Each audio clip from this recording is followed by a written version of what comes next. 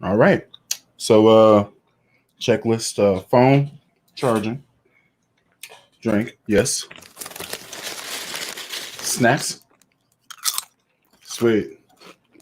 Base. Got a few. Yeah. Got a few. All right. Thank y'all for joining us. This is the Base Hang. This is episode 27, and I'm joined by my man, fellow bass enthusiast and bass connoisseur, the Lowendlobster. What's going on, man? How we doing? Oh man, I'm doing good. I am doing good. I set everything up earlier. So I started actually trying to set this whole thing up around 6:15 or so. And I left like everything active. Like I had like different screens open on my computer or whatever. And I came back and it was like 3 people across the bottom. I was like, how long have y'all been listening to my house conversations? Whoops. Yeah, luckily I wasn't live, so we'll see what happens later. But yeah, so you dropped a video today, my man. Yep, and one's coming in a few minutes too. Shut up. You got them scheduled? Nope. I just finished editing this one. This one's just a short unbagging of something I was trying to do, something I did yesterday, but then I have like a backlog like you now. I got like a couple of videos in the pipeline that it's all ready to go. I just got to edit it, and it's hard, man. I mean, for you, it's even harder because you be doing stuff with the, hold on, I got to get in the camera.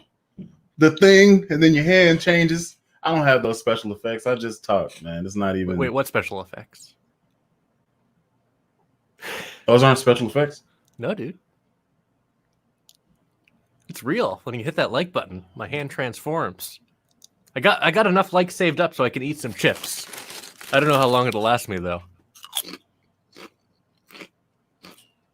I've been going about this all wrong. Oh man, so we got some people here that dropped in to say what's going on. How you doing, my man? And that's, yeah, you're talking to him. I can see that. All right. How you doing, proper? Yeah, man. Yeah. Doing all right, man. It's a beautiful day in the beautiful day in the Basterhood. That was a double entendre. It's a beautiful day in the Basterhood. Would you be mine? Could you be mine? I have always wanted to have a bassist just like you. That's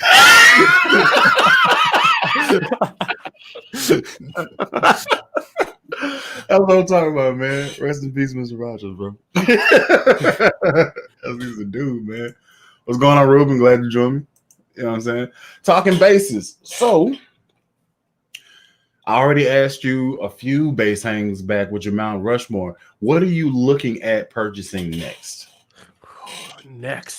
So, without giving too much away, I already have the next one coming tomorrow. This one is Squire Vintage, the classic vintage or whatever with the block inlays. It's the P bass, the 70 one. Yeah, the 70s one. Yeah, it's black on black with the maple neck and the black blocks. It's $400 brand new, just about where a Mexican P bass is. So, which is the better value, a used Fender Mexican P bass or one of those new Squires? You know what the messed up part is? You kind of, okay, so if you show up to a gig and you pull out a Squire bass, people are already thinking a certain thing, right? Oh yeah, right. So stipulation. Even if you have a really good sounding Squire, you still got a Squire. And I know that that's a strange connotation, but for the bass snobs I talk to, like I've met some really, really talented bass guitar players, like really talented, and they just happen to love this bass. They've had it since who knows when, and it feels right. They don't have to think while they're playing it, and they just get on there and kill it. And then I'm like, man, what type of bass is that? How you? Oh, is that a Squire? Well, funny thing about Squire, they used to be made in Japan back in the 80s, and those are made by FGN. So those guitars, real good. So we talking about FGN, which is FGN by people that don't know. from what I heard from the 1 or 2 times, matter of fact, you need to go ahead and go and pick old Fujiyama up, man. Oh, which one? Oh, okay. So you got the blue one, and then you got the Geddy Lee joint, right? Yeah, but Yeah. I got one that came yesterday. This one's special. Let me show you this. No, you gotta. No, wait. Huh. Quickly bring it in and then quickly bring it out, because I don't want to mess up your not your face, not your face. Quick. I want to hear Geddy. Like I want to hear Geddy live. Okay. Do you want to hear Geddy with the Geddy pedal? What you talking? All right, let's do it. First, let me show you the pedal. Ooh, that's the Telecaster back there. I like that. Oh, yeah. Yeah, it is. I locked eyes with that one. You. This is the Sansamp YYZ. This is basically. I used to have a Sansamp RBI, which is like the rack-mounted preamp. This is basically a newer pedal version that's more has Geddy's name on it, basically. He used to use the RBI and the DI pedal just to get a little bit of that drive, but here's what it sounds like. This thing is so weird. Man, for all that are watching, look at all the bases just right here. What is this green one? I got so many questions. Oh, that green one. That's for a fun little a contest I'm going to be hosting real soon. So, you all know about green screens, right? Yeah. So I got a green screen in my little storage area back there. Mm-hmm. I got a green man suit. And I got a green bass with a green fretboard and green everything. Wait, is that an Extreme? That's the Dean Zone. Dean Extreme, yeah. Yeah. I was looking at getting the pink one just because nobody's gonna tell me anything. So nobody's gonna tell me nothing. I'm going to do a contest where I'm going to film a little video with everything green. Someone has to green screen that shit. And whoever makes the best video with it wins the bass. Oh, I'm down. I'm down. Yeah. Let me just edit this out of this live stream so nobody over here finds it. Yeah, man. That's going to be my second contest, though. I have a contest that's going to be announced, I think, tomorrow or Saturday. A giveaway, not a contest. This is just here's a little preview. He's got so many bases, man. He can just give them all away. Is Gary the Glary. Okay. I got this, the blue one or the black one? That's a black one? Blue one. Blue burst. I got that one. Yeah, I flipped there. Yeah. Not bad. It's not bad at all. And I put Seymour Duncans in it. I might ought to go ahead and plug her in and let you hear what she sounds like with the Seymours. And yeah, she's sweet. Hold on. Oh god. Okay. Let's see. That's her.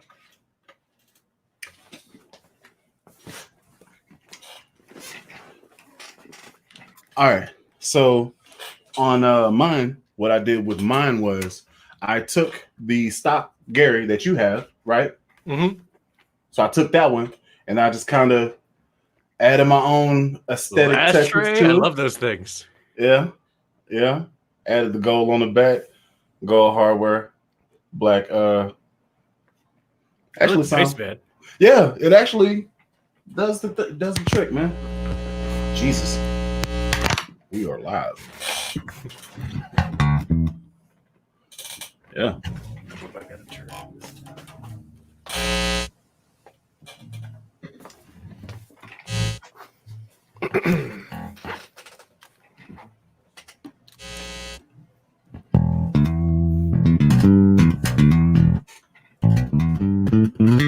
That's not with the pedal on. Here's the pedal.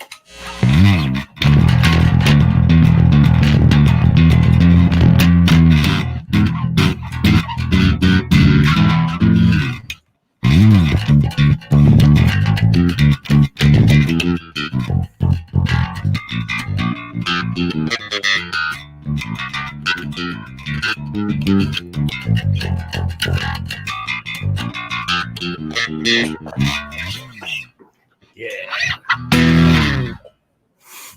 Really? Is that how you feeling? God. All right. Trying to see what the heck's going on with my amp here. Oh, that's what I did. Okay, that was stupid. Is that plugged in?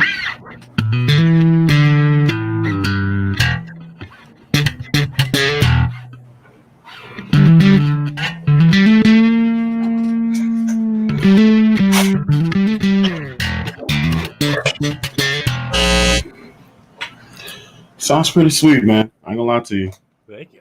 Yeah. Yeah. You kicked in the pedal. I was like, what just happened? They match up well together. Yeah.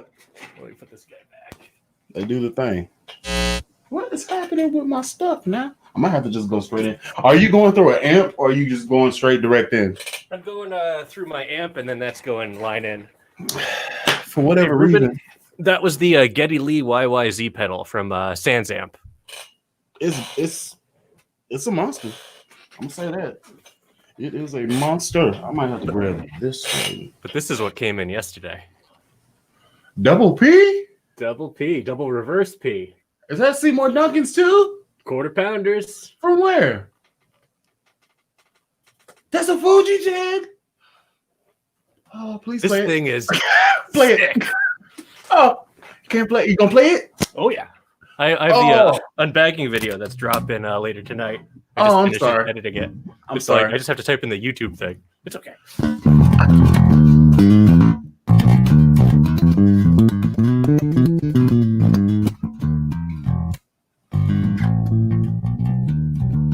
The slap tone is good too.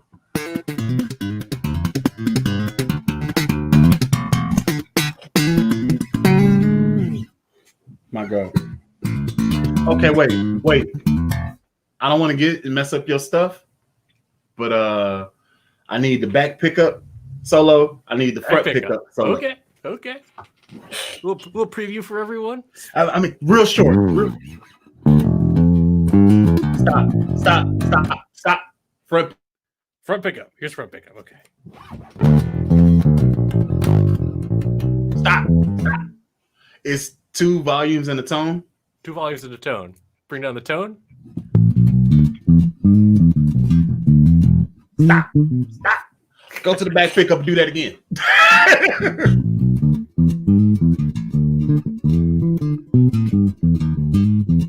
Both pickups. Both pickups.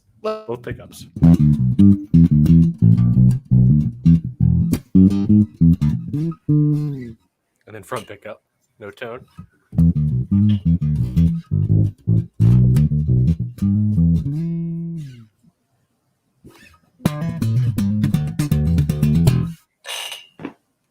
You got it.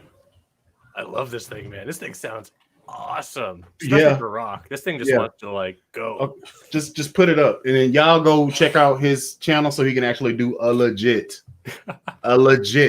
review of that bad boy. Oh, come on now. All right, stop. Okay, put that up. Put it up. Not put it away. It's so stupid.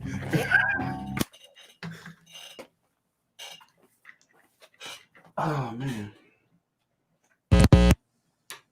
Jesus. What is happening? You mentioned it. We got old Bluey over here. Yeah.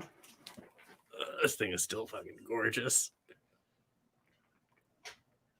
This is killing me. How is this happening? Oh, sorry, I'm trying to get my life. Folks who don't know, Fujigen is FGN. They are an OEM, or used to be an OEM for Fender, making the Fender Japanese. And they also make the Ibanez Prestige stuff, the top of the line stuff there. So the funny thing is, their FGN brand, most of their stuff is priced around Mexican Fender territory. I'm talking $500, topping out around $1,200. So basically, sire basis. Yeah, except handmade by master craftsmen in Japan versus a factory in Indonesia. Yeah.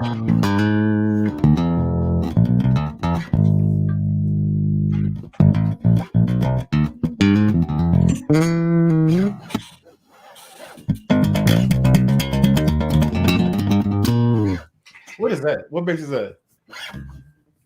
Oh, the Old Blue. Fuji Gen. Okay, I can do that. This one has the coil tap too on the tone knob for the Music Man pickup. Oh.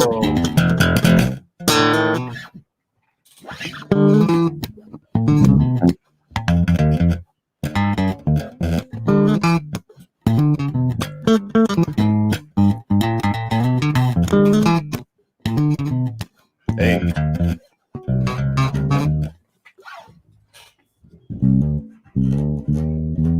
Yeah, okay. We out here now. I just got to cut out the middleman, I guess, because whatever that cable is was not Just doing like it. Hard Luck Kings, cut out the middleman.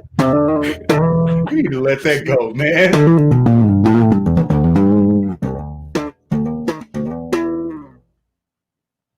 You have a quarter pounder in that as well? You said you had Seymour Duncan? Absolutely. Oh, yeah. Absolutely. That's my go-to, man.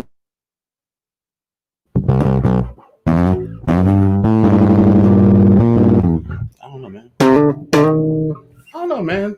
I just haven't been on it like I used to.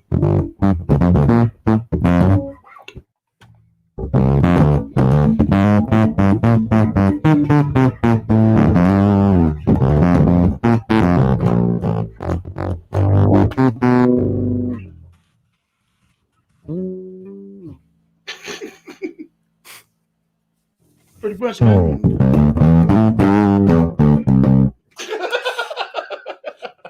Since we're on the topic of Seymour Duncan, so did you see my my Project Mint Array video where I have that OLP, not OLP, the Sterling 4-stringer?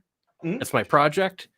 So I decided on a preamp. I'm not going to ruin the surprise though, but for pickups, that's been a bit difficult to find a Stingray pickup. Not really. If you go on bestbassgear.com, most of them are out of stock.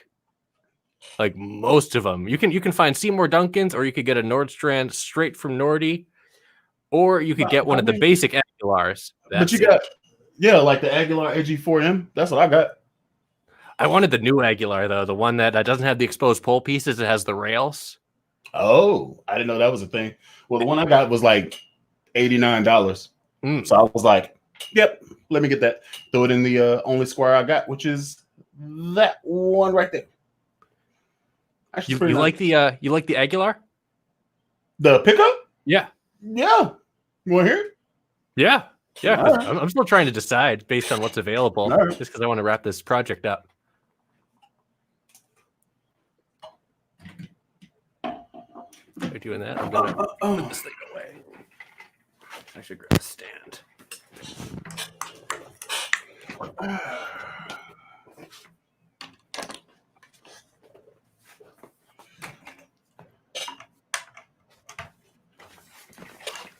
I need to swap cords because this curved cord is giving me the blues, and I can't use my rolling amp, and that's messing up my tone, and I don't like it. Well, anyway, so this used to be an active bass, and then my son put the Mr. Potato Head sticker on there, so I was like, okay, that's fine.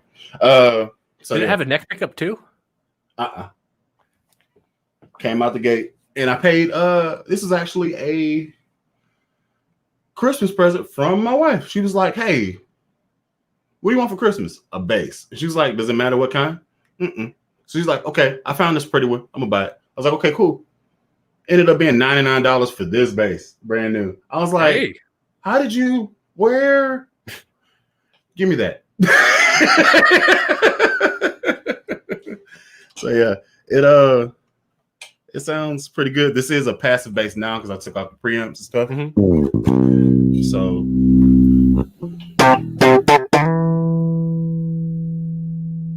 tone out.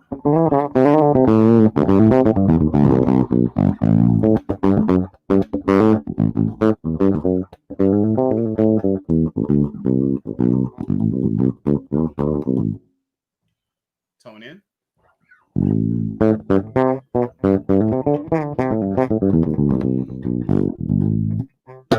And these strings are hella old.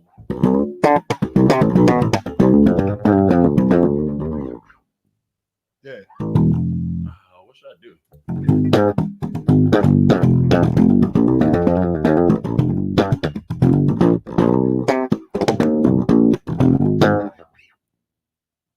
They do it. This used to be my go-to. Like if I'm going anywhere, this one. I can beat it around. I don't care about messing it up. Mm-hmm. Sounds good. But these strings are about 2 years old. I haven't messed with it in forever. So yeah. It's funny how it's like they say, a rental car is, the fastest car out there because, you can just beat the crap out of it or whatever. It's like the same with basses. It's kind of funny because you almost grow more attached to the ones that you end up like beating the crap out of and like taking on the road with you. And like, that's exactly true. And that's really messed up. So I bring up that story about my first bass. My first bass it was made in 84 and I got it in like 90. So it came to me played on. So I got it. And me not knowing what the heck I'm doing, I'm up here moving around like I don't have a bass in my body, banging it up against stuff. I had a cheap strap. It was like an Ernie ball crap, and it like split at the bottom. Yeah. And it just chip. Oh my God. In the middle of church. I was like, oh, okay. Well, let me get a Sharpie marker. It'll be okay. So that bass that's my Ibanez Roadshow. That bass. But it as the P bass, it has the tone I want. It has that thing. And I don't know what that thing is, but I know it has it. So I don't know, man. I don't know. But I'll never get rid of that bass. If I get rid of all these other ones, that will be the only bass I play. And I'll be perfectly happy with it. So it's crazy. Do you have that holy grail like this? If I only had one bass, this is the only thing I need. It's a tough one, ain't it? Is it that tough? Oh man. Is it that tough? It's actually I do have one. Okay. And you're not going to expect this because I haven't even done a video on this yet. I've had it for a while. I just set it up the other day finally. Okay.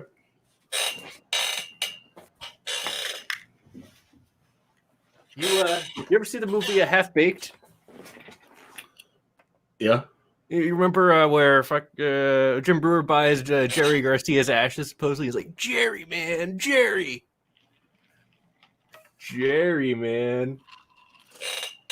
That's a certified fully, man. Fully, man. That's a fully. So I strung this up with TI flats, and this thing just sounds like killer. Here's everything centered up. Okay.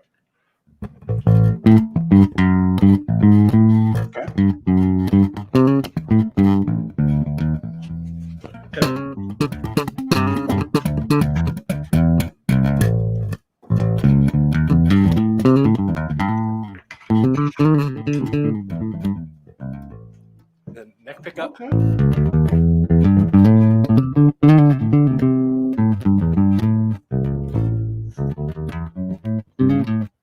We just set it up a little bit better. Got a little buzz still. And then bridge pickup. I'm not sure I'd even slap on that one.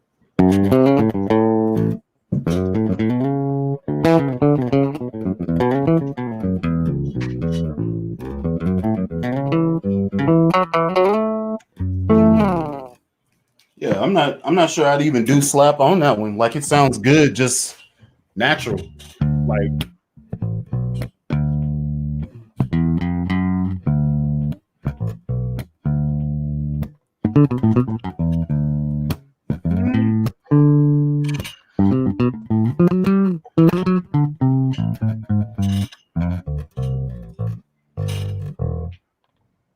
yeah. Still good slap though. I think. It does. And you got flats on there? Yeah. You got flats on there?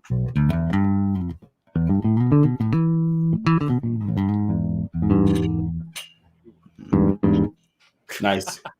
Where'd you get it from? About how much? Guitar Center, the website of all places. Really good price. The thing's in mint condition from 2005. They only made these for a few years. Mm-hmm. But they have a different Bartolini preamp than the other Lakelands and have these Ken Armstrong lipstick pickups that just sound really, really clear. Whereas like my 5502 kind of lacked a bit of the high end, and I mentioned that in my review. But this thing just is super clear throughout. Like, and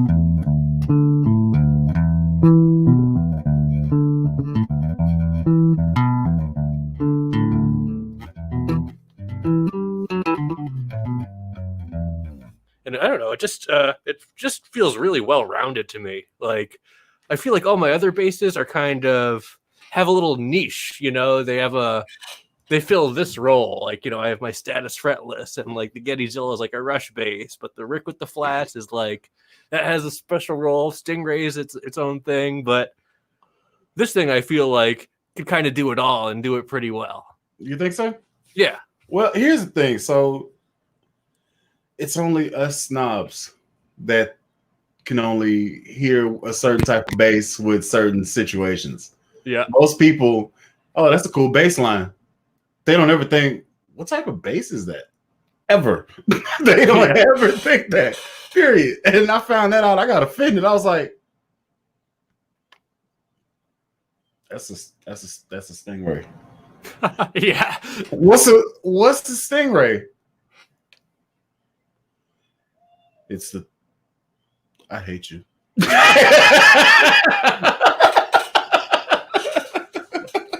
Yeah, man. Basses and cars, I'm just like that. Or like, you know, you hear a oh, that's a Volkswagen VR6?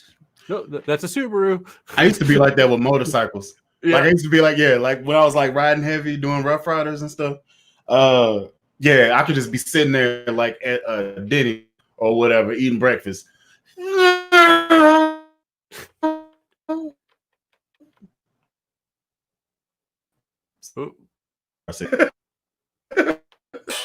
I popped out. Yep. I popped out. Am I here? Yep, you're back. Okay, cool. All right. I don't know what happened. I didn't touch anything. Yeah, so I understand that. I definitely went through that phase with my particular passion at the time, which was motorcycles. I have a video of my prior motorcycle on the channel. Not this channel, my Everyday Bully channel. It was a Kawasaki ZX14R. Ooh. Big boy crotch rocket. Well, I'm too big, man. I can't be on a 600 or 300. I'm too big. Yeah, it's a Polar engine. It's a bear on a freaking bicycle. That's not okay. I can't be doing that. And I can't wheelie on 100. Or if I do, I'm up 12 o'clock. It's so quick. Yeah, I was a knucklehead on a bike. That was me. You know, the people riding down the highway, just like standing up on their tail seat, riding down the highway there. Yeah, that was me, weaving. That was me, the dumbass. Yeah, I was a dumbass with Volkswagens when I was like early 20s, late teens. It's part of the VW crew, except I didn't get all tatted up. I wasn't that guy. Wait, so what car did you have? My first car was a GTI. In 06. I got it new out of high school because I'm a dumbass. It's like, hey, I can afford this monthly payment and nothing else ever. Yep,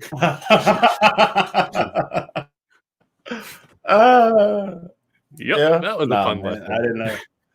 Hey, some people have to go through it. Like for me, it was like I've never owned a new car in my life. From conception, I knew that as soon as you drive off the parking lot, $3,000 off the car minimum. As soon as you drive off the parking lot. So I'm sitting there like, yeah, I'll take a car that's 2 years older and get it cheaper. Yeah. So I have my play toy, which is my Mustang. And then I have my everyday car, which is like an Altima. Good gas mileage, manual transmission. I'm there. Go. Yeah, man. Got to be intelligent out here, man. Stuff is too expensive. Now, my wife, on the other hand, she has never put her butt in a used car in her life. So, yeah, she has the nice car that's cost more than both my cars and all my bases combined. I got a similar thing with my girlfriend. So I was after I graduated college, I started getting into BMWs, and I had this 3 Series that I got new. I was leasing it though. I did Euro delivery, so I went to Germany to pick it up. It was fucking awesome, and so I was really into BMWs. After that was over, I got a '91 M5, one of the hand built ones. Only about 600 or so left in the world. Wing with the tight butt is the one that goes like straight out flat. No, am I thinking M3? Am I thinking M3? M3. Yeah, this is the sedan, but the M1, and then then I had a 2008 1 Series as a daily driver, the BMW. Okay. Man, those things like just drains the wallet. The M5, like every spring, it's just like okay, bye money. $2,000 in maintenance. $2,000 in maintenance at least. Really? Yeah. Oh, every spring was like 5. No, man. Okay, so I gotta give you or confess one of my sins I've never told anybody in the car world. You remember when Need for Speed was a big thing? Oh yeah. The whole tuner car scene and all that stuff. So whenever I first started dating my wife, she owned a Scion TC. Yeah, Scion TC. Yeah. So it's the 2-door. The 2-door, and it's like nice. Caveat, wasn't a manual transmission, but listen, I'm not gonna hold that against her. It was sweet. I was like, I'm playing Tokyo Drift in this. Yep. So I'm just riding around town, just waiting. Is it raining? Oh yeah, I'm about to hit this drift.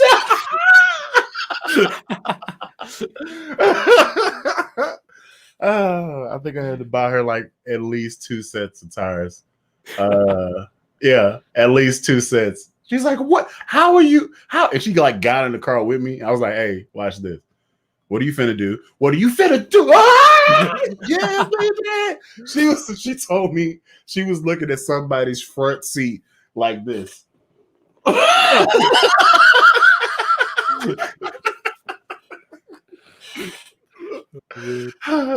She was hysterical. I had to take it to a restaurant so she can pee. It was great. It was great. Yeah, man, it's fun though. But anyway, so I'm rocking the 2020 Civic Si now. Hatchback. No, it's a sedan. The Type R and the Sport are the hatchbacks. Why? Why are you doing this? I wish we had the hatchback Si. I wish that it existed. Yeah. But honestly, I wanted a manual. I gotta do this. Oh yeah, I saw that. Go ahead, man. You wanted the manual. Okay. I wanted the manual. I wanted Android Auto, and I wanted something that was fun but could get good gas mileage. I was tired of getting like 15 with a 6-cylinder in the Beamers. They have the power. Don't get me wrong, but yeah, they get there. Mileage. But my girlfriend has a Beamer now. She has the it's the 4-cylinder turbo 3 Series. It's the sedan. That's cute. What year? 2013. Got it 4 years ago. Not bad. Yeah. Not bad. That thing hauls though. For the 4-cylinder, has like 240 horsepower, 260 pound-feet. Really? Yeah. All-wheel drive. Okay. Yeah. Now we 0-60 in like 5.5. Man, listen. I didn't mean to make this a race car episode. Yeah. However, the GTR is coming into the age of legacy, so now they can get imported. So I'm sitting there like, how much is a left to right side conversion kit cost? Oh, you don't want to convert it, dude. You just gotta drive through the drive-through backwards. You know how it is. I don't want them problems, bro. I don't want them problems. You know Doug DeMuro? You ever watch his videos? Mm-mm. Oh, so he's a automotive journalist. He works for like Edmunds now, but he used to just have his own. He has his own YouTube channel where he just reviews stuff and does like funny stuff. And he buys these long-term cars that he then like documents how much it costs to own and shit. And what car were we talking about? GTR. Oh, GTR. He bought an R32 GTR, imported it, like a 90 or 91. No, a what? A 90 or 91, like an R32 GTR. And he imported and he documented the whole driving or the whole ownership experience, like the weird looks and weird questions people get. Mm-hmm. He would like ride around with a friend and they would have a fake steering wheel and they'd pretend it would come off and look at people's reactions. He's a dick. I need to meet this guy. I can dig it. Oh man, check this out though. Hold on, let's hold on. R34. It's not my dream. It's not my dream car. Which one's your dream? Let's come back to that. Okay. We're gonna come back to that. No, we're not. I'm gonna say it. If I had the bread to afford it and afford the maintenance, GT 500 every day, all day, or manual transmission, gotta be manual. Or of course, I would shirkingly take a Hellcat. As long as it's manual. Mm-hmm. And I probably throw a turbocharger or two. I like a bigger pulley. You're good. Man, I like the sound though. The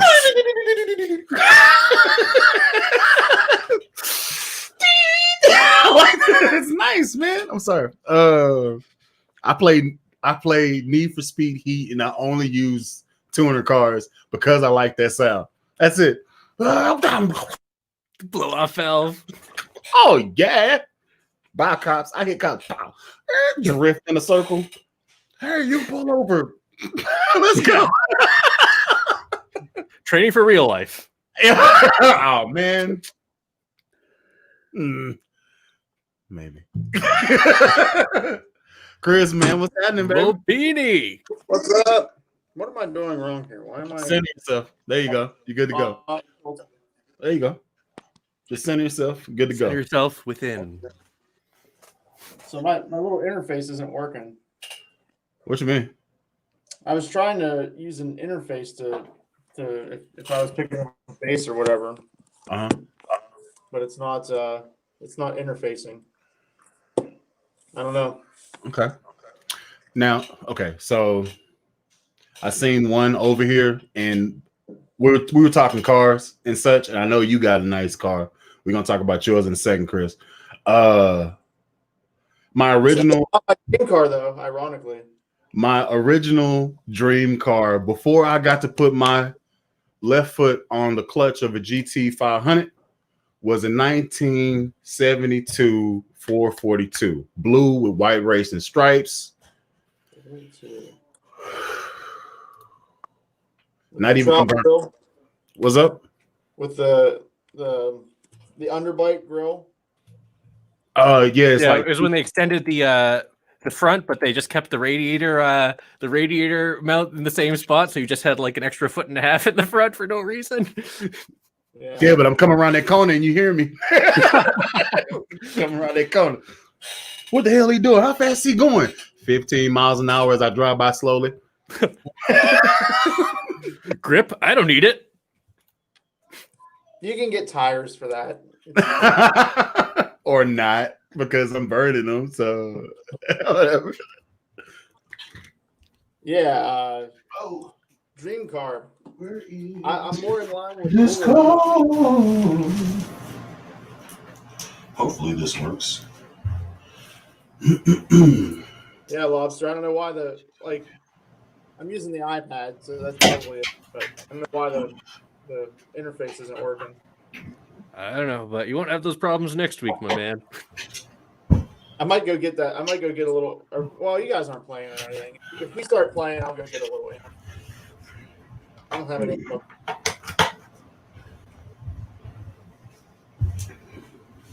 All right. What am I doing now? Okay. Yes. I'm gonna be super lame and use my YouTube light because this thing in my face is bugging me. I'm messing stuff up. I feel like I'm messing stuff up. No, this is about to be loud. I'm sorry, guys. Are we good? Yeah, you're fine. Oh, hello, old friend. This thing right in my face is killing me.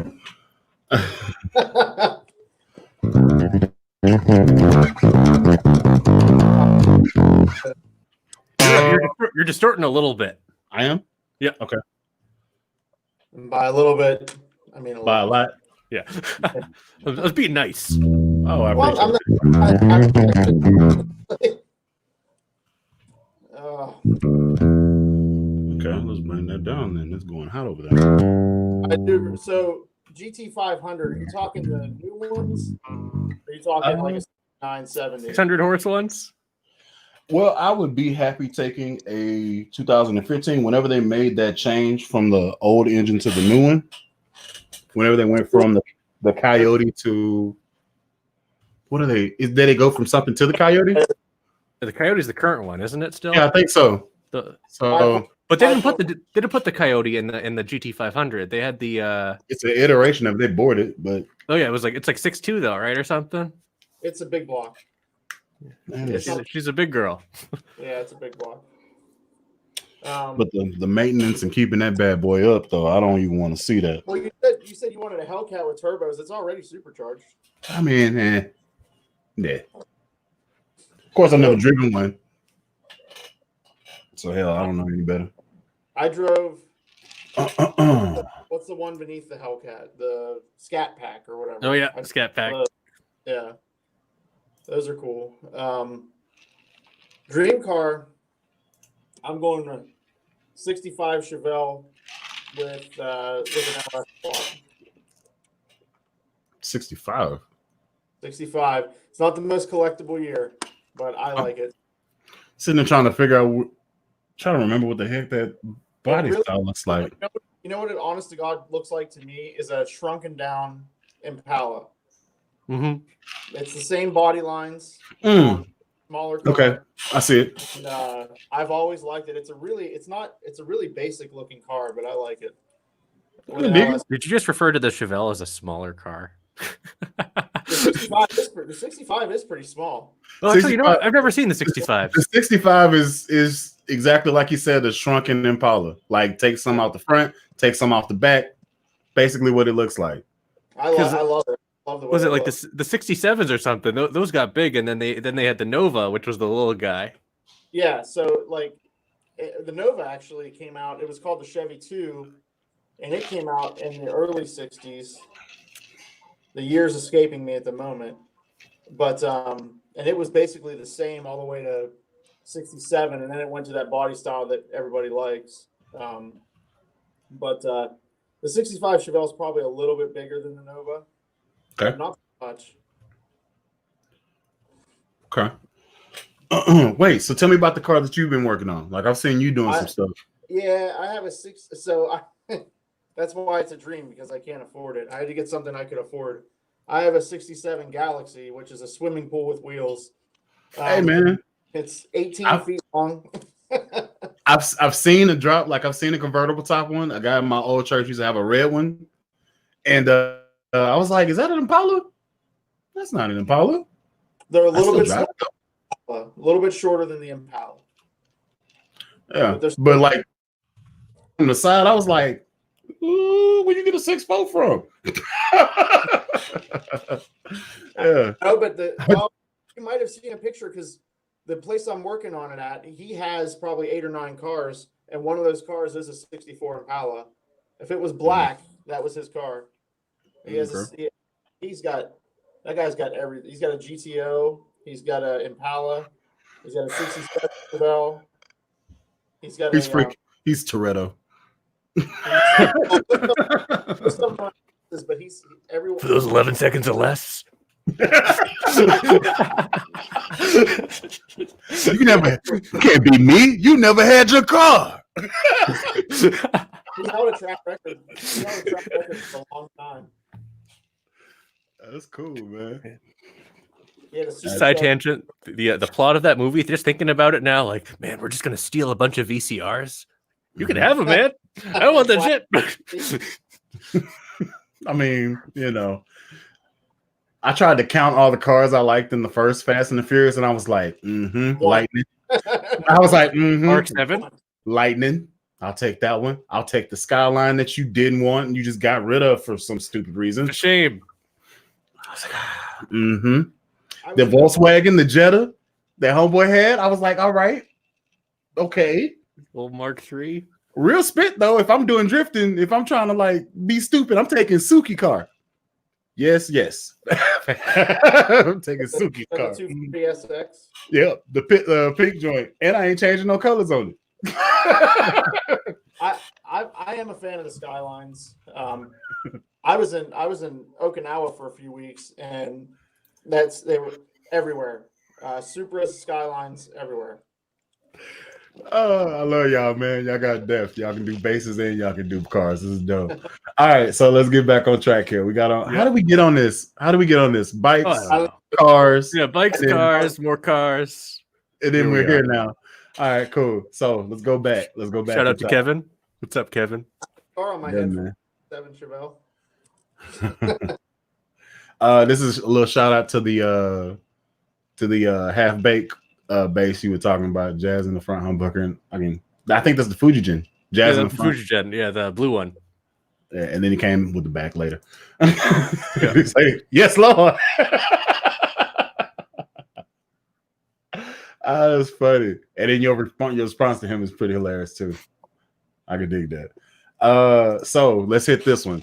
Any updates on your signature bass? Yes, my signature bass is rounding 75% complete.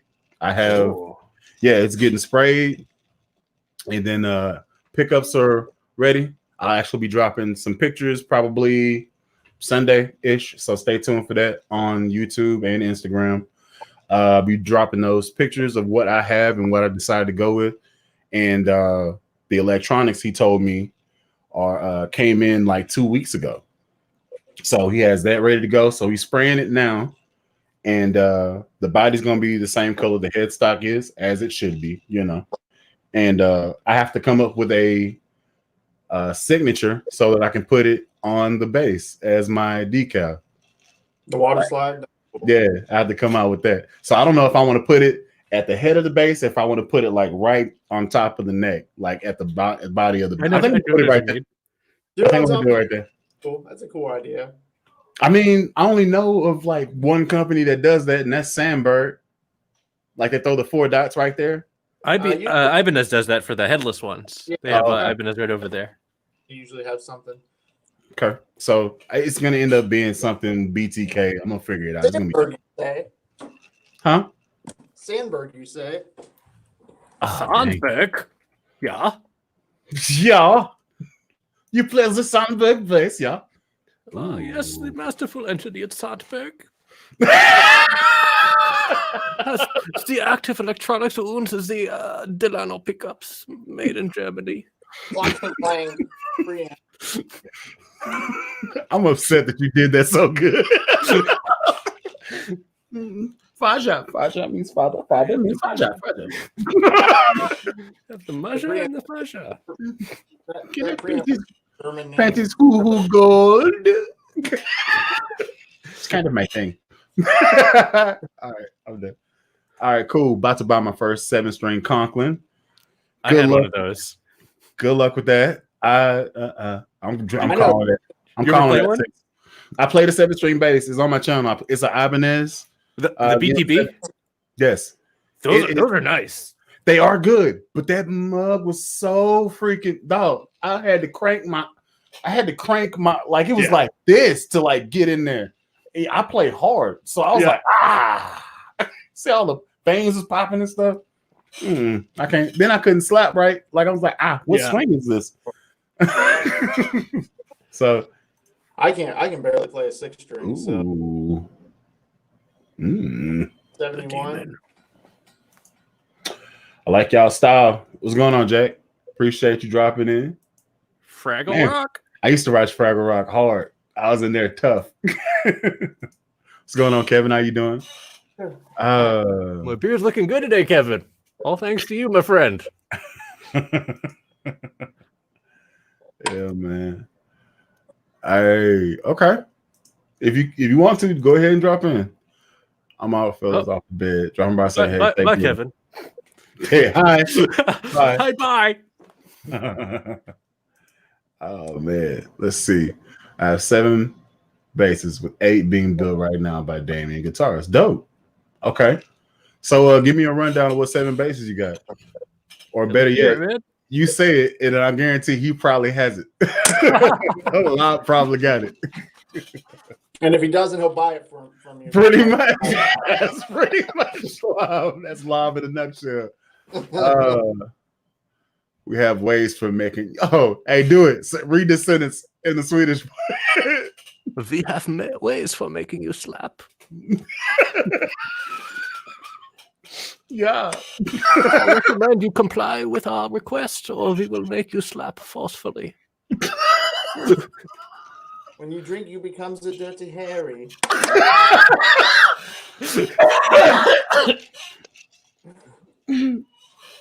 Oh, yeah. I was thinking, so I still have to do the pickup swap on my my Ibanez, the headless one.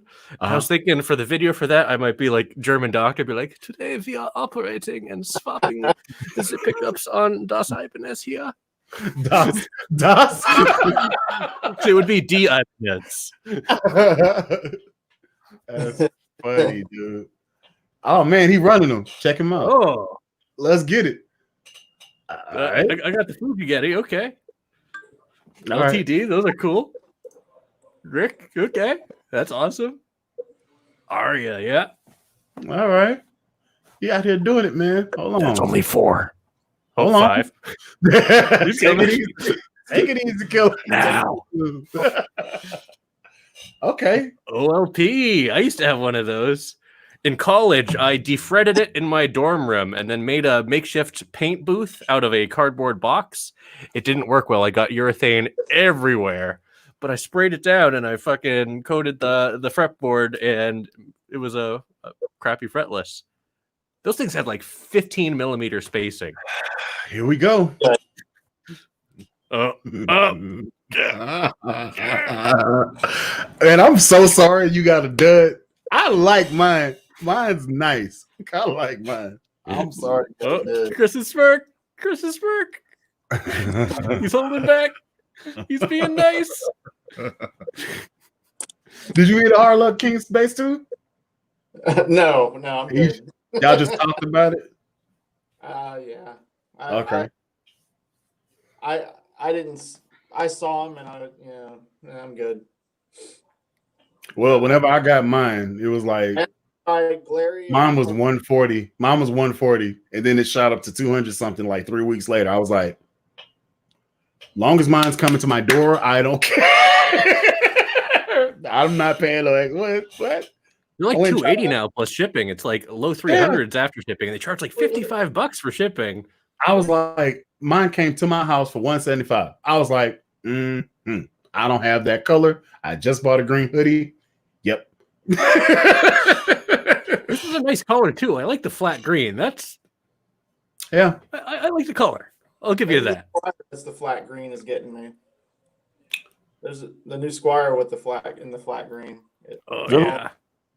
Squire's been killing it. And honestly, how you doing? Hear me out. I think that Indonesian manufacturing as a whole is surpassing that of Mexican.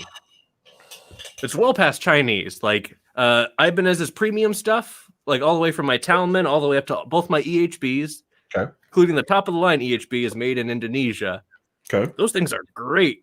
Pretty much all but 2 of my Ibanez's are Indonesian. The ESPs are Indonesian. Pretty much everything is Indonesian now, and they're great. The Squires are Indonesian. My Sterlings are Indonesian. The fretwork on those is nice. You saw my Sterling 5HH video.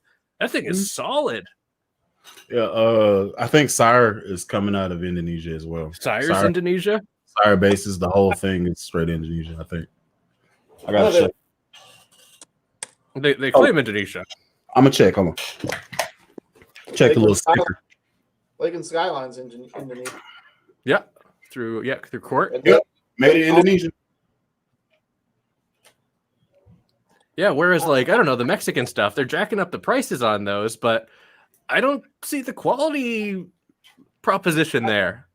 I have a Ventera, which is Mexican, that I would put on par. I have to bring it up. But Is it better? I feel like I gotta bring it up. Apologize if I upset you. The whole Hard Luck Kings thing, like I won't buy one when I can just get another Talman. Those are That's a good Yeah. That's a good base. Like that's a legit base. Like Entry level Talman under $200. Yeah. DJ, great build. Solid quality, solid sound. I'm looking Okay, forward really. to Harley Benton. I guess I'm looking forward to trying Glary. Yeah. I'm gonna try them out. I got a couple Bentons headed my way. How many bases do you? What is going? Did you get It's the a revolving revolving? door, man. It's a revolving door. They go in, they go out, man. Jeez. That's my life. I gotta. I'm not a businessman. I'm a businessman.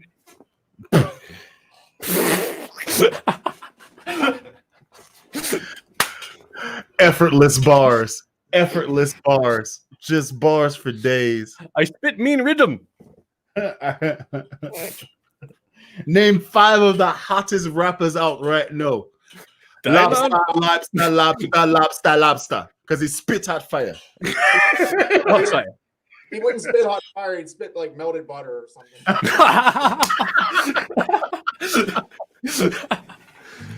Oh man, That's good. All right. very good. Delightfully corny. Yeah, man. You're right, Ed. It's good to be a base hoarder. Am I still distorting? Am I distorting when I'm playing? Very good. Nope. Is it like low? Is it low? No, it's okay. Pretty cool. It's on par with your voice. Cool. I can take that. So the 2 Bentons that I got the Rickenbacker one, which is $180. $180 for that thing. Okay, let's go back. Yeah, you told me they had the sunburst when I went back and it was gone. Oh. Yeah, so they must have like that. I got the. So you mean to tell me they have a clone? You know how I feel about clones, though. It's not a clone. It's an homage because the base here. Let me pull up a picture. Let me do this here. I really want that base, but I really don't want to pay $2,000 for it. That's where I'm at. I want it. Questions about that Harley Benton Rick is the bridge because it looks weird in the pictures and I can't get a zoomed in picture. And it looks like the pickups. I think I read that it's the front's a humbucker and the back's a single coil. Is that what I read? Sounds backwards. I think the front is a single. Well, with the Rick, both are, but with the Rick and back. Yeah, the Rick is the front is like a toaster or something like, right? Yeah. Well, they're both single coil though. But I think that's what I read is that the front is a humbucker and the bridge is a single coil. I could be wrong. Where'd this go? Where am I? Oh, here we go.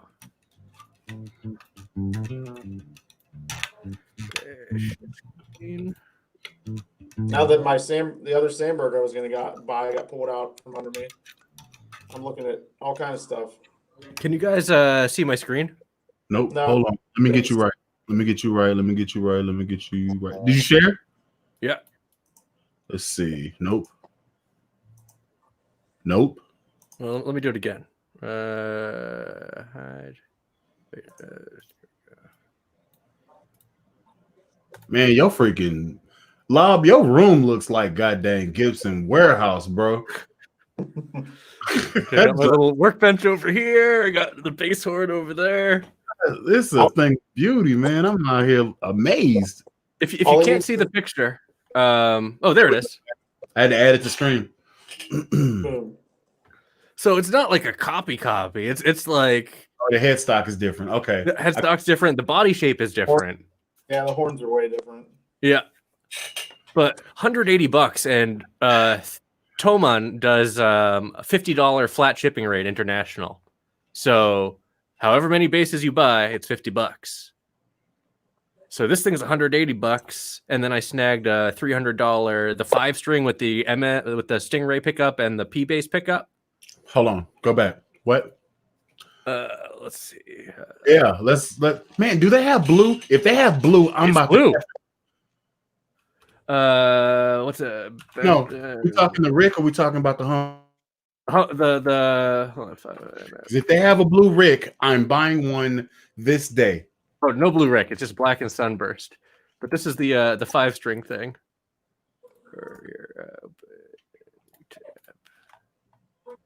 Mine's gonna be better than yours. So I picked up these two, and then the Sadowski, the Warwick Sadowski. Have you heard about those? Warwick Sadowski. That's two different companies. Yeah, it is. What? So Okay. so Sadowski has their Made in America Sadowski, $5,000, and then they have the Metro line.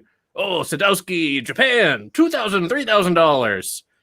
Now they have Sadowski China through the Warwick's Rock Base factory. So it's a Sadowski's. It's called RSD instead of Sadowski because someone in China trademarked it over there, and they're trying to fight that battle. But it's RSD, Roger Sadowski design. It's basically a budget Sadowski around $800 or $900. It doesn't have the vintage tone control, but you can add that in yourself for like I think $50 or something. That's it. That might be something I look at. Oh, they were incredible. What do you think of the 07 Japanese Gobi bases by Fender? That was my dream for the longest time because I'm a huge Rush fan, and in high school, when they came out, I'm like, man, I want a Getty, and they're only like $629. I remember, brand new. Then, yeah. And for the handcrafted Japanese Getty, now the Mexican Getty is $924 for the mass-produced one. How much did you get your? My FGN was $850 shipped from Japan, brand new, hand built. Has a series parallel push pull on the tone knob. That's cool. All right, so I'm gonna say this. You know, my birthday is on August 18th. If you can give me an FGN base, that'd be phenomenal. How good your Japanese? Oh man, What do you got? Oh, Sean, nice. Hey, I see. I was big into the Marcus bass. I had a few of those. Bases were where it was at. Yeah, those are Japanese as well. Those are nice. Yeah. Crazy enough, I think one of my video that actually blew up on here, I was playing a Marcus Miller bass, but they had swapped the preamp with a J Retro, and that bass was selling. They were selling that bass, the bass I was playing, for like $7.99 used. I was like, if I was sitting there sick, and it sounded, it's everything you want it to be. The video is at 3.5 million. Most of the people that are on my channel have watched that video, and I was just sitting there like, I should have saved up all my money and tried to see if I could find it. Like saved up all the YouTube bread I got, and then just now I own it. 1,200 new. I mean, 1,200 used. That's what it is. They don't even make them new anymore. Yeah, it's nuts. They still make the preamp. Johnny still makes the J Retro drop-in, just without the pick guard. Yeah. So I'm tempted to do a DIY Marcus. The moment they start selling that preamp, the moment they start selling Marcus Miller Heritage preamps just by themselves,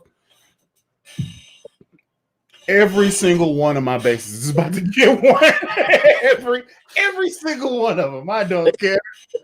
They should do a DI box with it. Oh yeah. Hard Luck Kings, Marcus Miller preamp.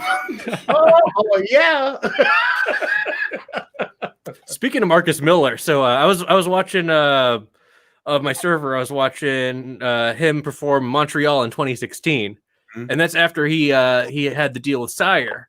And the first like quarter of the show, he's playing the Sire, and honestly, it's not getting the Marcus tone. You know, rest of the show, he pulls a old trusty, the Fender. Man, yeah, that thing, and you just look at it too. That thing has a story to tell, man. But I'm gonna say it like this, man. If you aren't Marcus Miller playing that signature bass, especially the second gen basses is about as close as you can get to stealing his hands off his body. That's about to me because I've got to play the second gen V7. They redid they pickups. They made them like hotter, or they like wound them more or something. It's there. It's sharp, and it's there. Like it has slap tone when you're playing finger style, and that may not be for some people. It's for me. it's for me. Mm-hmm. Speaking of Marcus Miller. Oh, sorry. You go, Chris. Well, Sire's one of those companies that I just don't have any. I only played one, and that guy does not maintain his instrument, and it was so out of whack that I really didn't get a sense. The strings were probably 10 years old, and I didn't really get a fair shake with Sire. I do have a friend here that has 2 of them that takes very good care of them, and if I can get this YouTube thing going, that'll be one that maybe I'll borrow it to do a review on it. Yeah, man. This guy here, the one of the videos that I just put up, the Ibanez 655E. This is the owner. He also had the vintage Squire Olympic white bass with the blue pick guard that I did the hot riding to or whatever. That bass came out okay. So if I was gonna take a bass, it would have been that one specifically, like that one. Like, no, I'm not a Squire person. I only got one because my wife bought it. She didn't know it was a free bass. I said, cool. That one.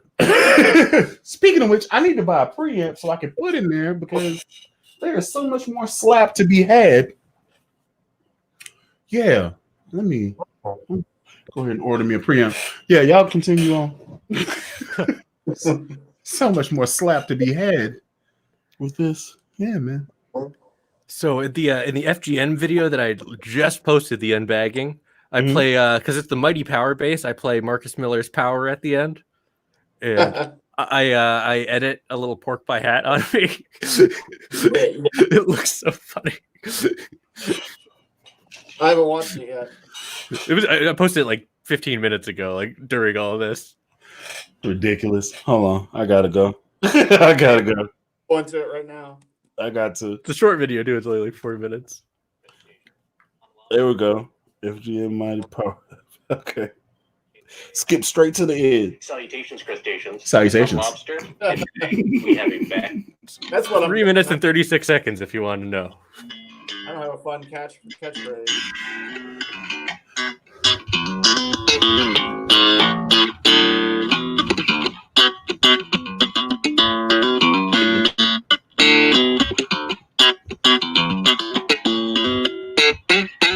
Yeah.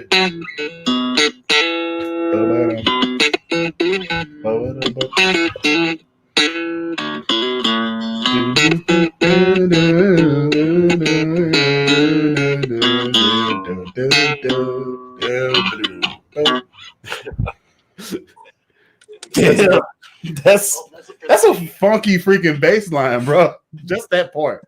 Like if I just loop that one, that might I need to learn that and then make that be my test song that I play on everything because it's straight slap. Yeah, man. So I'll let you say you want to put a preamp in my Squire? Let's do it. Let's make it happen.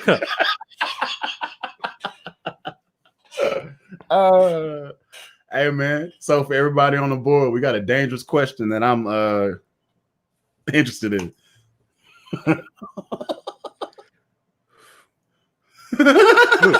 Game.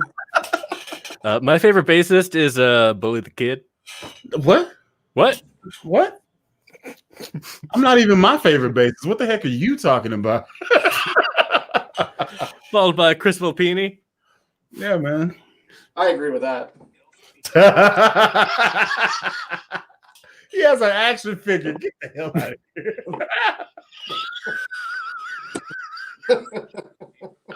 I like it. I want one. He's got to have like a Raiders jersey on and a hat. That's my favorite. Person's my favorite. I can dig it, man. I can dig it. All right, so I really want that mighty whatever, that FGN. The Mighty Power. Yeah. Power! it looks They have a Sunburst one too with a maple board. I don't like the black headstock on it. Yeah, it still has the black headstock. Yeah, it's weird. I'm gonna say this. Does Fujigen have like a white and black, like your Blue Burst one? Yep. Yeah, that's the stock finish. The transparent white. Yep. Here, I'll send you a link. Because there's only like, besides mine that's coming, there's only like 3 other bases that I'm like, I need it. But I want a Fujigen just because I heard yours. I'm like, yep, that'll fit right in to my collection. And it's gonna take me a long time to get off my base. Once my base gets here, oh, that's gonna be all I'm playing with for a while. That's gonna be Got your name on it. oh yeah. Put a link in the description if you want to buy it. Boom, here you go. 10% off when you put Bully the Kid.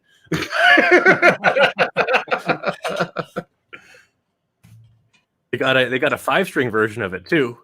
That FGN in white. I just sent you the link on Facebook. Mm-hmm.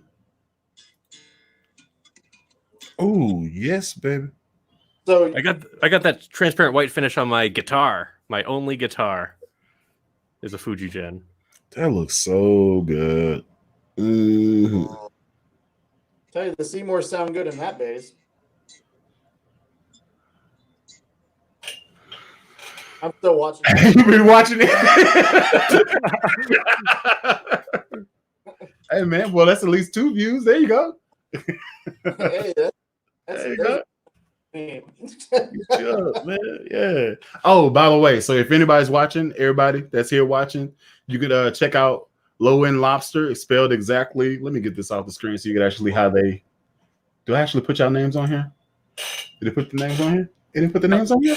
Hello, my name is Lowendlobster. There you go. Lowendlobster. And then we got Chris Volpini. What's your YouTube handle? Is this Chris Volpini? Christopher Volpini. Oh. Teeny Peeny.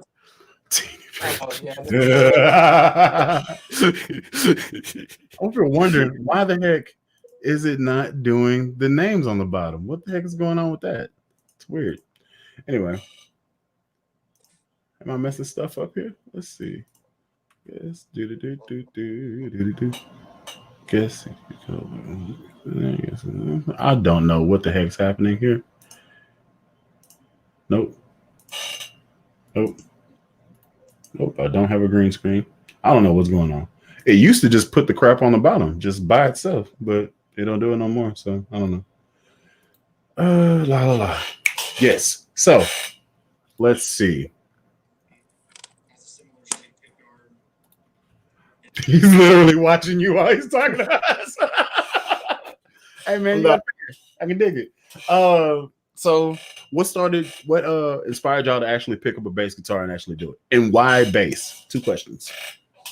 You first, Chris. So I just posted a video reviewing my Reverend Michelle and Dago cello signature. Sexy bass. I was going to tell that story, but it ended up making the video too long. But she is part of the reason I started playing bass. Back when we had music channels, I used to have it on when I was getting ready for school and whatnot. And I heard her version of Wild Nights or John Mellencamp's version. And I had a friend that was learning guitar at the time. And I was like, hey, I saw this awesome guitar player, blah, blah, blah, blah, blah. And he's like, that's a bass player. And he's like, well, we have a bass here at the house. And in his basement, they had a 72 Precision. So I would go over there. Yeah, I didn't know. I was too, I didn't know I didn't know how cool that was at the time. And I would go over there and just dick around on it because I didn't know what I was doing. And then I got serious about it. And my cousin is a musician and worked at a music store, and he helped me get my first bass. So he was instrumental in my. What was your first bass? A Dean Edge. The Edge. Whatever. The Edge. Whatever. And my second bass was an upgraded Dean Edge. Man, look here. Somewhere. You look like you was like, man, I played a Dean. But no, man. You played a Dean. That was your baby? Okay. Cool. My cousin still plays a Dean, and he's made more money than all 3 of us combined at music. To him, it's strictly a business. He buys the Oh, okay. Thing. Like, Oh, he's doing this. He has you know the cowpoke Fender with the Kubicki preamp. Yeah. The ones Oh, yeah. for like he has one of those, and he plays that one too. And he has a the first bass was one he lent me. It was a Washburn, and it's got the cool pointy headstock. You know, it's from the '80s, and he still has that one too, and he'll play that every once in a while. That's how he is though. Like he probably has 20 guitars, 20 to 30 guitars. He never sold anything that he's ever bought. So he's got some cool stuff. You know, like the heavy metal Strat, it's cool again. Oh yeah, the HM. Yeah, and he has one of the original ones. He bought it in the 80s, and he's got some cool stuff. He's got a 79 Strat. His bass stuff, you know, he has that Kubicki bass. He was primarily a guitar player, but he only has a few basses, but he's got some cool stuff in his collection. You know that those heavy metal Strats actually had a second input jack at the top of the body where you would store your cocaine. Mm-hmm. Yeah, that's what. Yeah. What is the behind the head stuff? Yeah, it's kind of send the strap lock. Yeah.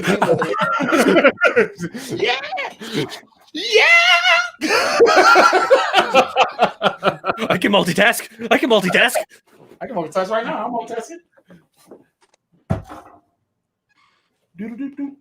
Trying to see. So I started playing bass freshman year of high school. So before freshman year, I was watching TV. It was like the VMAs or some music awards or some shit. I don't remember. And I see this dude with like a big guitar, and I'm like, that thing's awesome. And my dad's been playing guitar for like his whole life. And I'm like, hey, Dad, what's that? He's like, oh, that's a bass. I'm like, hey, I want to play that. He's like, well, you'll see. We'll see how your grades are. I wasn't a school guy, but he was a guitarist. So I'm like, hey, I want to play guitar. Let's go to Guitar Center. Oh, piece of trash. Yeah. So I played guitar for like 6 months, and I'm like, I hate this. This isn't for me. And I go to my music instructor in high school, the band director, and I'm like, man, I want to play bass. And they're doing a school musical. He's like, okay, well, try playing bass for this. And he let me borrow like the school's $100 Ibanez Geo. And you remember the sound gear, the GSRs. Yeah. The worst thing. Yeah.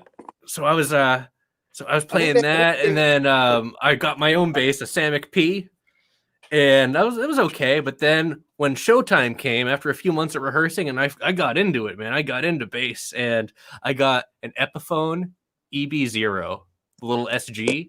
Yeah. That thing was the biggest piece of crap I've ever owned. I did not see this conversation going that direction. That was the biggest piece of crap. So the Epiphones, they're mahogany, but it's really supposedly just a wrap on the body, okay, that they finish over, and underneath that is just plywood. So that's why they're so light. And those things neck dive because they also have the strap lock because they're the SG shape in the back of the body. So the strap isn't by the 12th fret, it's by the end of the neck. So if you let go of that neck, someone's losing an eye or losing a music stand. Let me tell you. Something's going down.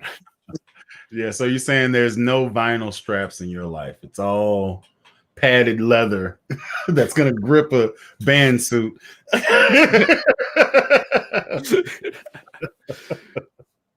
Yes, he played bass in a marching band. I did. Tell the story because it's every time. Every time. It's awesome. Yeah, I played bass in my high school marching band, and the setup was real interesting. I had this battery-powered push cart with a about 4.5 foot high, 2 20-inch speaker cab, or maybe 15-inch speakers. I forget. They're big speakers. Big ass PV cab, and then had a little platform on the back. I plopped my head on there, the bass head, not my cabeza, and then another platform for the battery. So I just wheeled it out there on the field, played my bass, didn't march, and then wheeled it back with my little shopping cart. And it was the best because I just got to groove all day. I didn't have to march. Everyone's out there with their like the tubas and their big saxophones, sweating in the sun. They got to learn their steps and all that stuff. I'm just like, yeah, man, this is my step. Right here. Step to the left. Yeah, guess what? Step to the right. Love it, dude. Oh, and Bandcamp. Bandcamp is a real thing. Not American Pie Bandcamp. Okay, maybe. Anyways, the rhythm section, we just got to chill in this barn, closed off, and just play music all day. Whereas the rest of the band was out on the field in the summer, direct sunlight, all day, taking nails to the face, wholesale, turning into lobsters. Not even low end ones. Not even low end ones.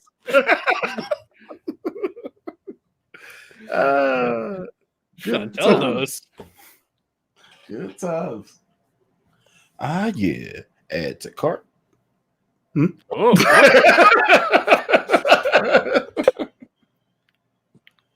Yep, someone's going shopping. There's nothing to see here. There's nothing to see here. Somebody bought a acquisition as part of a secret project. I knew something. Yeah, if you look, you need to know nothing more. The preamp will go in the bass and provide a greater low end to control the masses.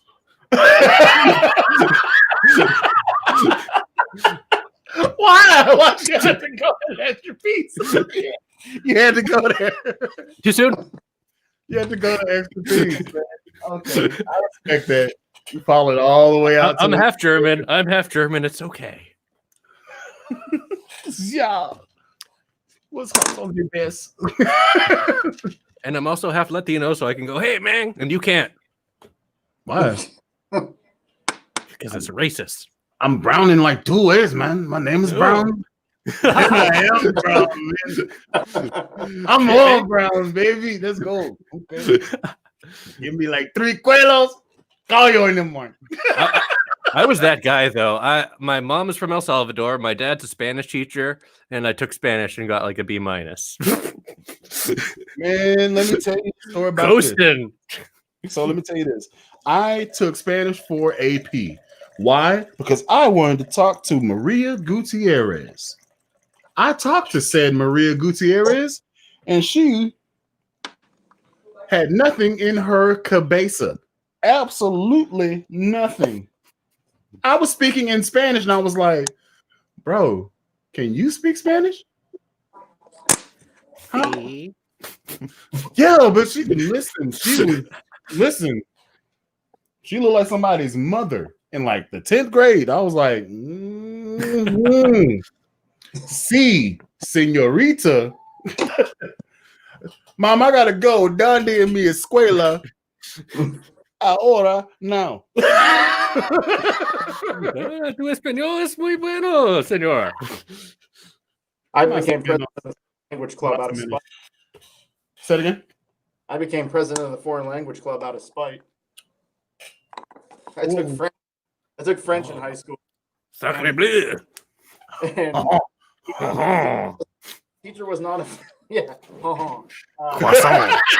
But, the teacher wasn't a fan of me, so they had this foreign language club, and I ran for president. I never went to a meeting, and I told all my friends to vote for me, and I won. And Shut up! He's like, hey, look here. You need somebody real on this council. You see these people that have representing us. Vote for your boy, okay? And we getting free fruit roll-ups. It was well documented that she wasn't a fan, and they all thought it would be hilarious. So yeah, I won by landslide, and she was like, no. She's like, no, I'm picking him. She totally threw the democratic process out the window. Let me get this straight. You won, and she was like, veto. Yep. Oh, I would have. Oh, Oh. Thought this was a democracy. Thought this was America. No. Oh, I'm that guy. I'll just bring my madre up to the school. I'm good. And sit back. I bring Honestly, mama. She told me I couldn't win. Her. I won and she won't let me win. Her. That one. And I just sit there and drink my chocolate milk and watch mama tear that whole dang school up. You think I'm big? It had gone so much further than I ever wanted it to that I welcomed the the Nixon exit. Okay. All right. I can dig it. So, Volpe, you like Italian? Oh yeah, I'm makes me think Italian. Up, you can't refuse. Volpini ain't Irish. But yeah, I'm a big wop.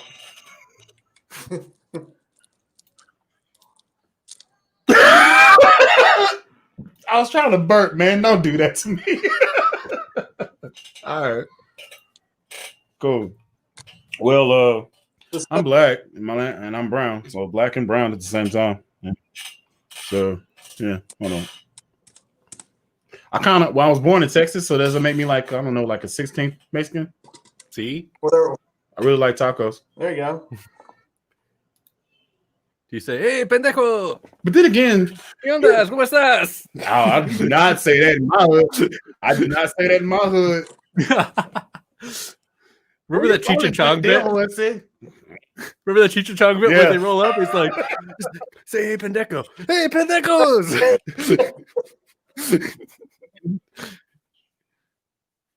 Yeah.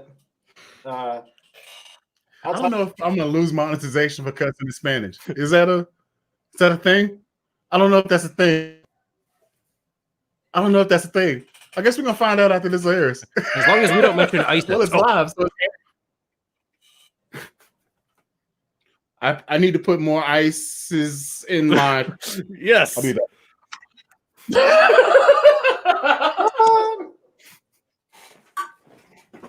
Oh man. I got purple ices.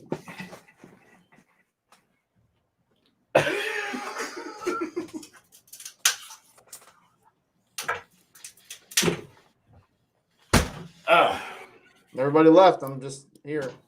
Besides, I only have 20,000 people that know me. It's not even like I'm a big deal. That's just a blip on the radar. Hey, I got one today. I'm at 21 subscribers. So Yeah, man. Heck yeah. Low end. You at like what? 860? 850, I think. But his video. Yeah, but you started at Corona though. I started 3 months ago. 3 months ago. That's way more than I had in 3 months. Excuse me. Yeah, But it's you'll pass me up like next year or something. Yeah, you got it. But it's because people like you that I was able to actually make this progress, because like you guys laid the foundation for all the base tubing, man. You've been doing this forever. Me? Been doing this like 3 years. Don't say that. Hey man, I mean, who else is out there? Max Proud? Yeah, he's been doing it forever. That's the Dr. dude. Cheese? That guy from Talk Base, the old guy who just goes to the stores and just grooves. Yeah. Okay. Man, I need to do that. Man, I had this concept for an idea. I'm gonna talk to y'all offline. I think it's a skit and it's freaking hilarious. That's what I think. I'm gonna tell y'all. No, I'll talk to y'all offline because I don't want somebody to hear it and be like, "That's actually pretty cool. I'm gonna do that." It's my stupid idea. I'm gonna do it stupidly. Wait a minute. I'm gonna.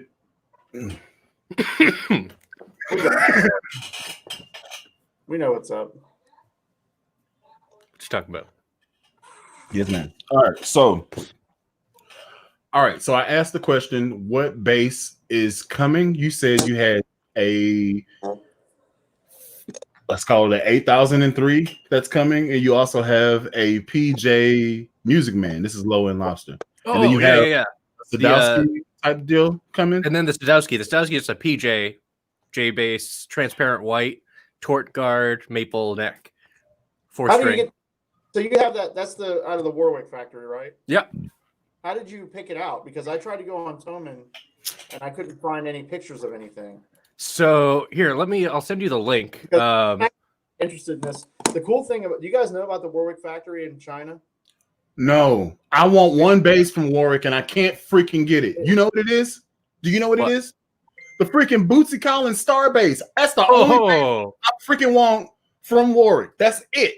If I have it, it's gonna be in the center, right there. Didn't Washburn do one too? I don't know. There's so many companies that did the Bootsy base. It's like the Gene Simmons base. There's like, the axe. Yeah. I want specifically. It's a purple star base. You said it has space on the headstop. I want it so bad. I'll pay the grip to get it. Like, I don't even want the one that he has, the one that has all the lights and all that ridiculousness.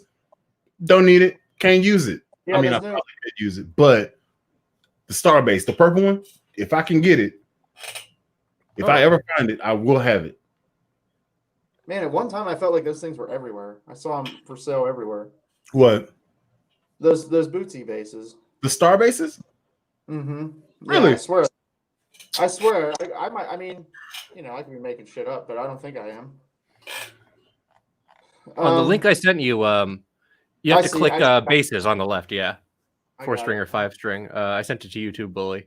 I got it. Yeah, they're €7.99. They do JJ and PJ.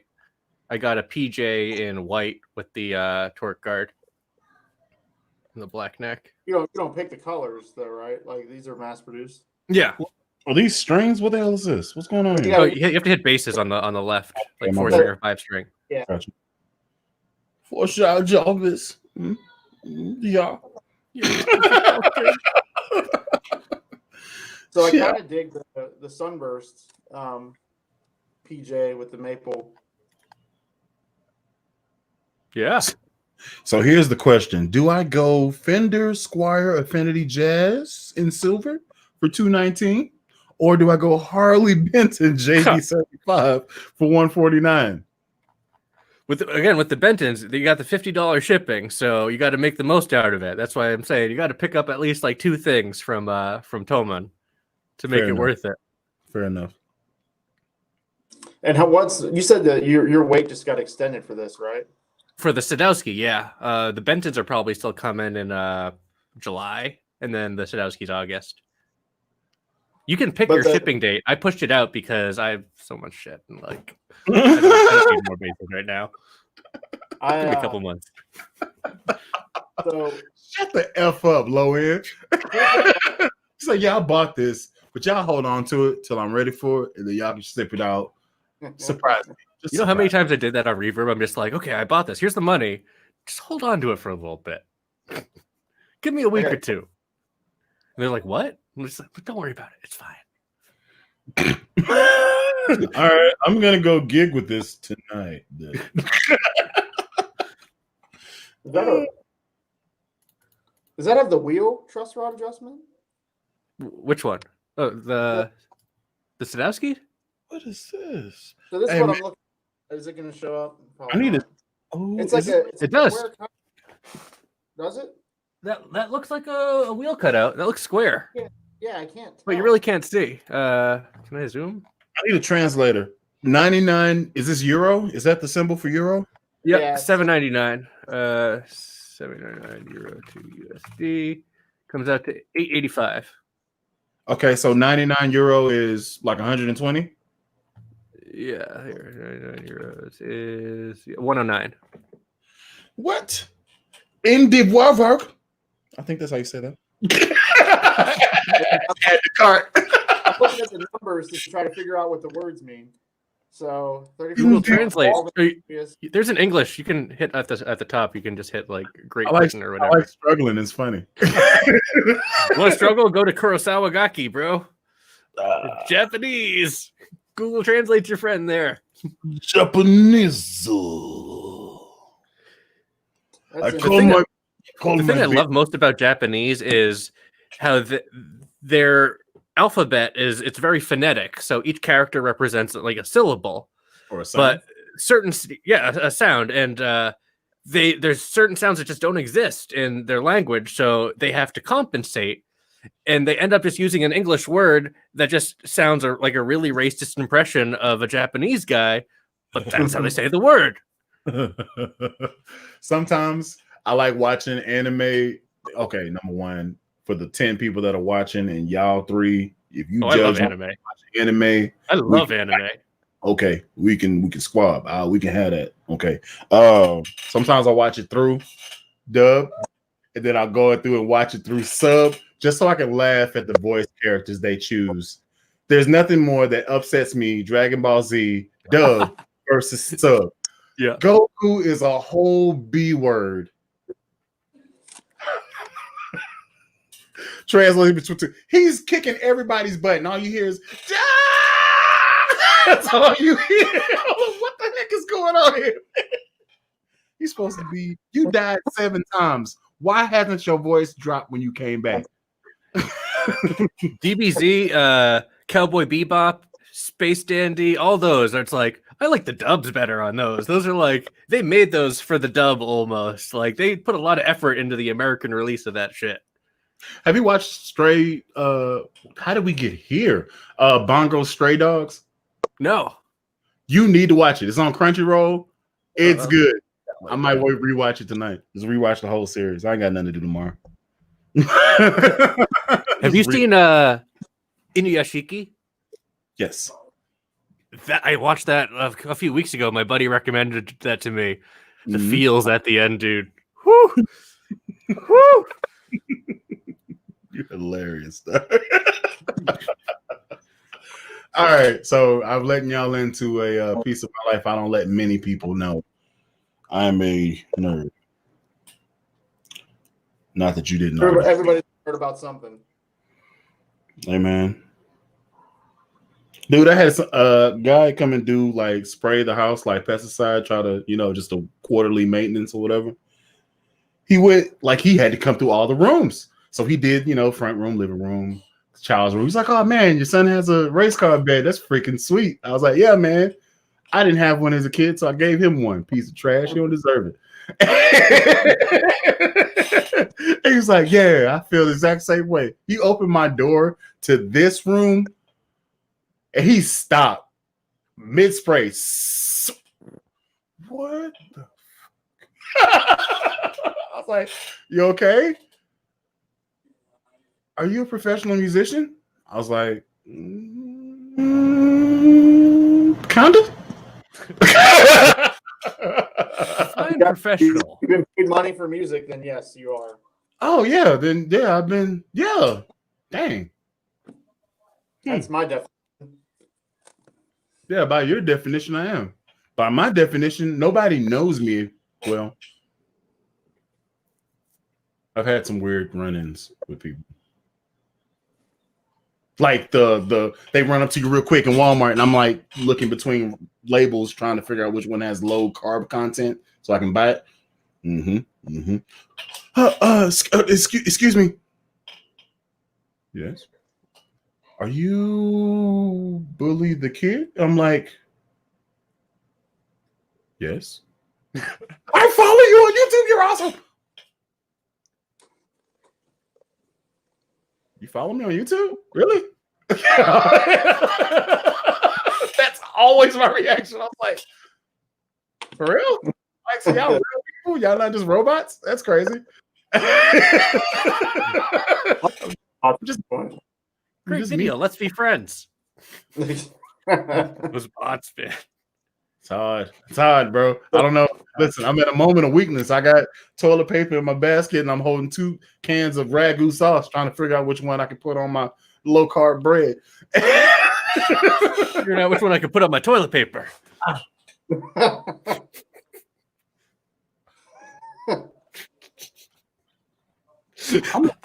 I'm gonna send this back to you because I don't know what you've done to it. So. Yeah, that base actually doesn't have any inlays. What's the perloid then?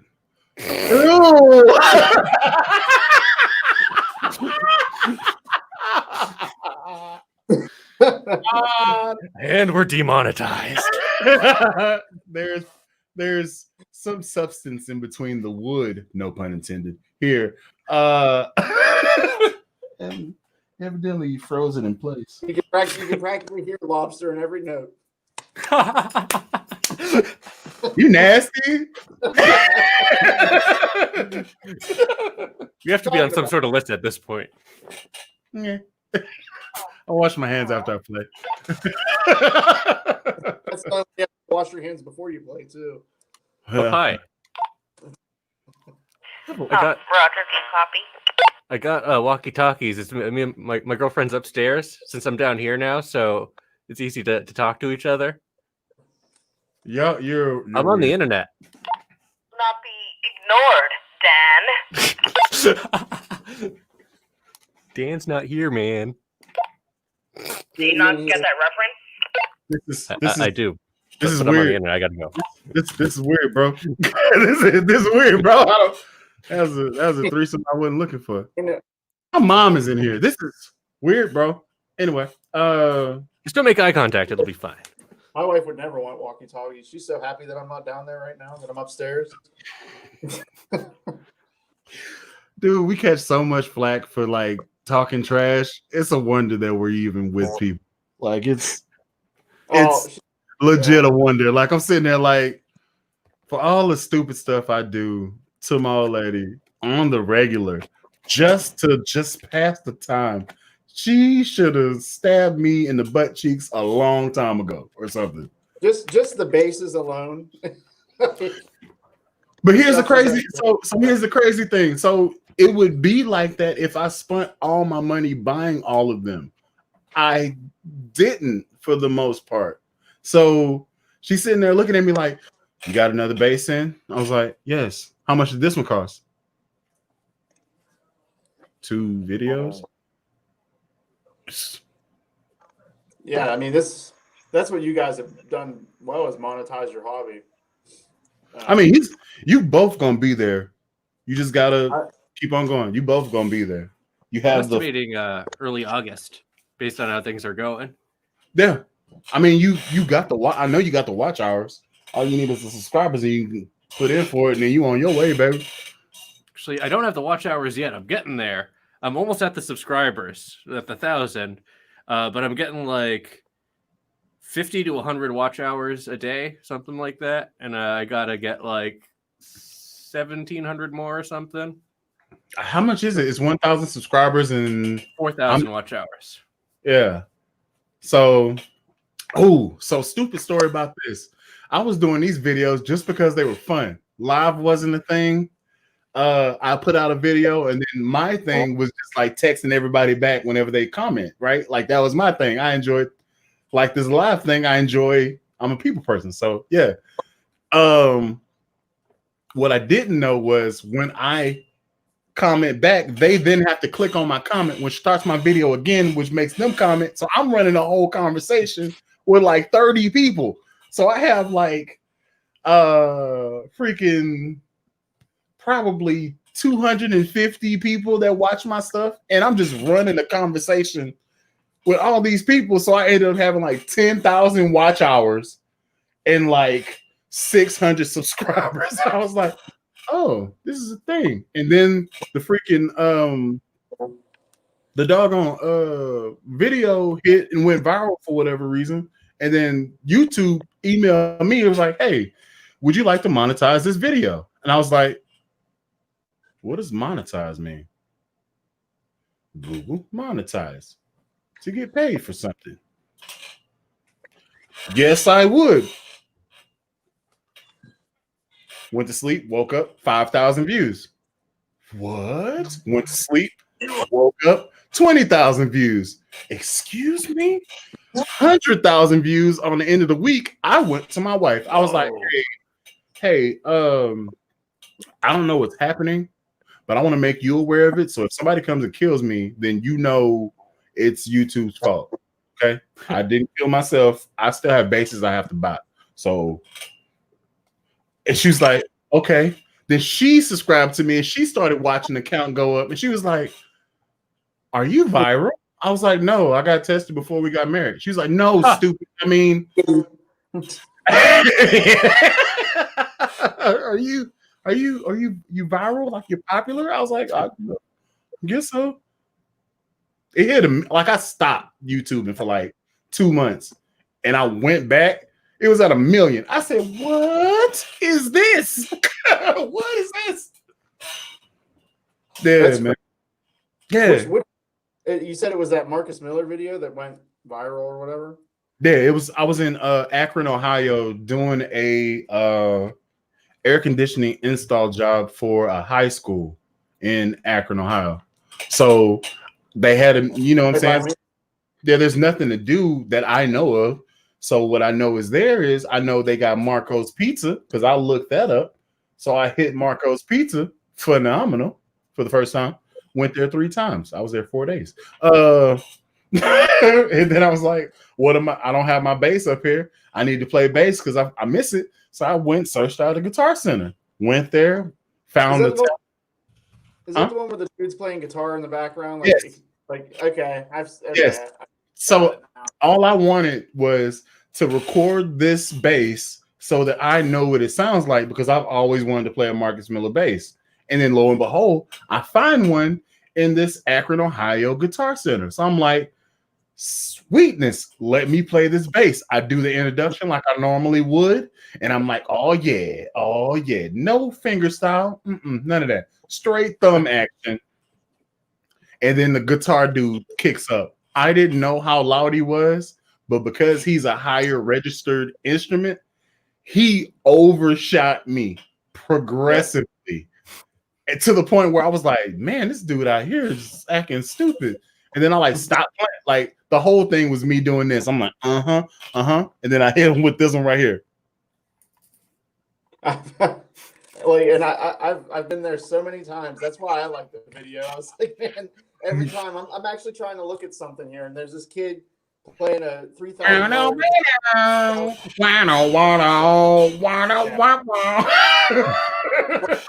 Remember when what's that band? Avenged Sevenfold, when they first came out, man, I stopped going to guitar shops. I was so sick of hearing that stuff. Okay, so Avenged Sevenfold? I think it is Avenged Sevenfold. Made me that first song that they made me not like Dio Holy Diver anymore. They made me not like that song no more. They ruined Dio. Like, I can appreciate it now because I despised it then because everywhere I went, it was the first cover that came out. Hey, how y'all doing? I'm like, I hate you so much right now. Well, in Oklahoma City, I really got sick of playing the Save a Horse, Ride a Cow. Yeah. And the Rascal Flatts. Sweet Home Alabama is another one that I'm like, down there. It's freaking. I dodged that bullet. But Lobster were talking about it today. The music scene, all the best, well, not all the best gigs, but a lot of like the most fun gigs I had down there were in Tulsa. I always thought that you guys because Oklahoma City, it was like the Flaming Lips are from there, so it was like, and that's not me. That's too avant-garde for me. I dig them. And it was either like stuff like that or like, Trace Adkins tribute band. It just I didn't fit in well there musically, but I did that Brian Setzer type band, and that was a lot of fun. And I played with a folk singer that I really liked. But for the most part, it was most of the most fun gigs I had were up in Tulsa. When we played the Mercury Lounge, that was a blast that night. And we went there, and it was like this biker thing, and we're like, man, we're about to go up here playing Brian Setzer stuff. About to get drugged out of here. I'm going to get a ball peen hammer to the back of the head. But no, they loved it. They ate it up. Pretty cut bike chain to the neck. They loved it. They ate it up.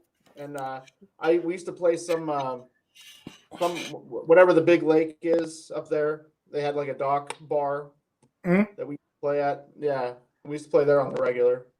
Okay. Yeah, man. That was Music So Man Saber with the status graphite neck. so the weird thing about me playing out here, the scene for the type of music I like to play, which is kind of like, you know, a fusion of jazz, R&B, and rock at times. It kind of just, you know, like it has kind of like a gospelish type thing as well. It's a weird type of vibe. That's not a scene that I've been exposed to here. Like the people that perform and play out here, they're basically kind of like they all run parallel streets, and then like they intersect as certain musicians. You get what I'm saying? You know what I'm saying? So like so I'm actually met the people that I play with outside of church from a girl that went to my church. So she went, like I was playing and I'm wild, like I'm doing a slap. And at that time I was not mature enough to understand Restraint. No, just let's go back. Hold on. I was not mature enough to understand that the ministry, like the word of God, was more important than the music in the church. Like that was not something that at the time I cared about. Like I was like, I can't quote you all the scriptures of the Bible. However, I could play this bass and I'd be doing a large disservice if I didn't play the heck out of it. So I did that exceedingly and abundantly, more than anybody asked or thought. So, I just mutated the Bible scripture. So once I got this place to do that outlet to where I could like solo and be me and do all the funky stuff that I wanted to do that I was doing in church, I then kind of transitioned to a little bit more pocket. And now at the place that I play now, which is Life Church, they are kind of like, they're not necessarily Hillsong or what's the dude? Lord, you are good and your mercy and Israel. They're not like that, but there's elements of that type of stuff, and that's pocket, like lint at the bottom of the pocket. You can deviate for a second, but get right back in there because there's transitions and changes. So that made me play and think about how I can do something different than what the two guitarists, which is another element I wasn't prepared for, two guitarists, because they're running lanes that somewhat intersect each other, but more so intersect me and the keyboard in my zone that I'm here at, my hertz level. So how can I do things to complement what they're doing? So they go 1 and they play a 5. I'm like, okay, I'm gonna come with an outside 7 and drift into a 3. So it's the type of stuff that I'm doing there. So it made me mature and think a little bit more about what I'm doing, being more intentional rather than just being charismatic and making it funky all the time. So yeah, you always have to play to the song. And you have to play to the experiences. So like, you can't be out here slapping while people are trying to like worship. I mean, you could, but you'll be kicked out of that gig quickly. Lord, we worship you. Lord, we worship you. It's like taking Carlos Santana's idea and just rotating a little bit. You know how he was like, the angel Metatron visited me and gave me a vision, and I need to open a church of the music, and it was a little out there. Like, here's your guitar, just keep playing. Church of the music. But I don't know. He was out there, and I'm just like, we need a church of bass. Who is this dude? Who's this dude? Everybody that's packing the dance floor, I want nothing to do with. Yeah, he's not wrong. He's not wrong. Most of my least favorite songs were the crowd's favorites. You know where they never play that song? Massachusetts. He's trying to get me up there, man. Hey, come on in. The water's nice. No, the water's freezing. The water's Don't go in the water. I seen y'all winners. I don't want no parts of that. It's fine. You just stay inside and drink eggnog and get depressed. No. Look, I love lobster. as much or more than the next man, but I'm not. Now I'm not even talking about you, low end. I'm talking about actual, realistic lobster. I love it. Can't be beat around here, man. Yeah, y'all got it in spades. I want no parts of that climate. I'll come down there for a festival. I'd love to visit down there for a festival. Let me know when the lobster festival is. I'll go with you. Please, please do. You make it a thing. Basin lobsters. Basin lobsters. Basin. On location. Coming at Pittsburgh you. has pierogies. Uh, Pittsburgh has pierogies, and we're not as cold as Massachusetts. hold on. You in Pittsburgh? Why did I think you was in Florida? But That's Rumble Man. I've been in Florida like 4 times in my life. okay, I just thought you were stationed in Florida. Okay. Manti Brothers. That's one of my bucket list places too. I gotta go there. I don't really care for it, but a lot of people like it. What? It's okay. I mean, it's It was on okay. man versus food. It's gotta be good. No, it doesn't. All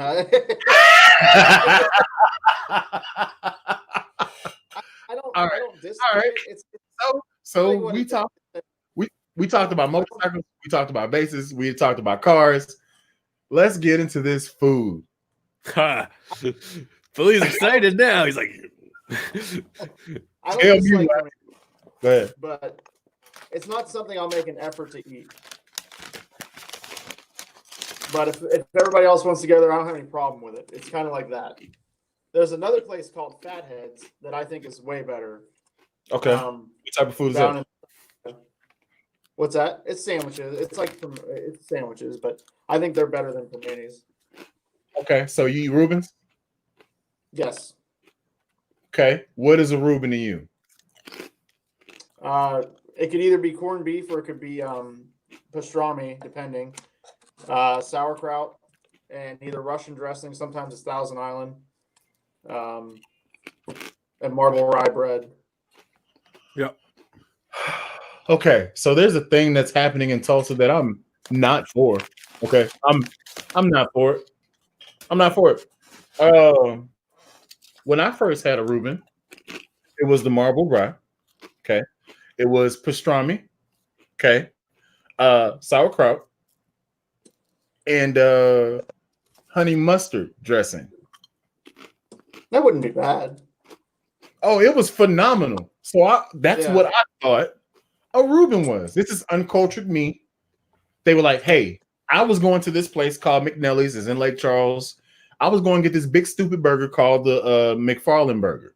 It was not McNelly's, that's here. McFarland's. So the McFarland burger is basically, it's about, I don't know if you can see. Yeah, it's about that tall. Yes. Okay.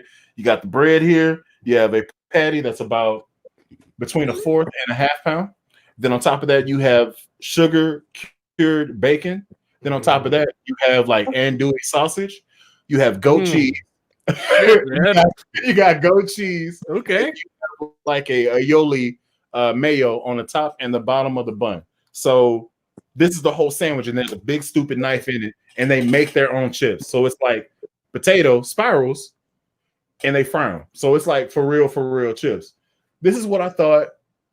This is what I wanted. And they were like, yo, you can order the McFarland burger. I know you want that. Just take it home and let's get this Reuben. I was like, who's Reuben? They were like, just trust me. I was like, okay. So it came out. Cool. I got it with sweet potato fries. Another first in my life because I'm uncultured. Didn't know anything about this. Okay. Came out, had an extra 2 saucers of honey mustard. Okay. So it came out, had honey mustard on the sandwich. I forget that I don't have the whole screen. Have honey mustard on the sandwich. Okay. And then you come in through it, and then you kind of dip into the honey mustard and you go for it. Well, I'm up here like, I don't know what sauerkraut is. I am uncultured. I was unprepared for the thing that happens when you eat sauerkraut. So I was like, oh, that's different. Is that cabbage? That's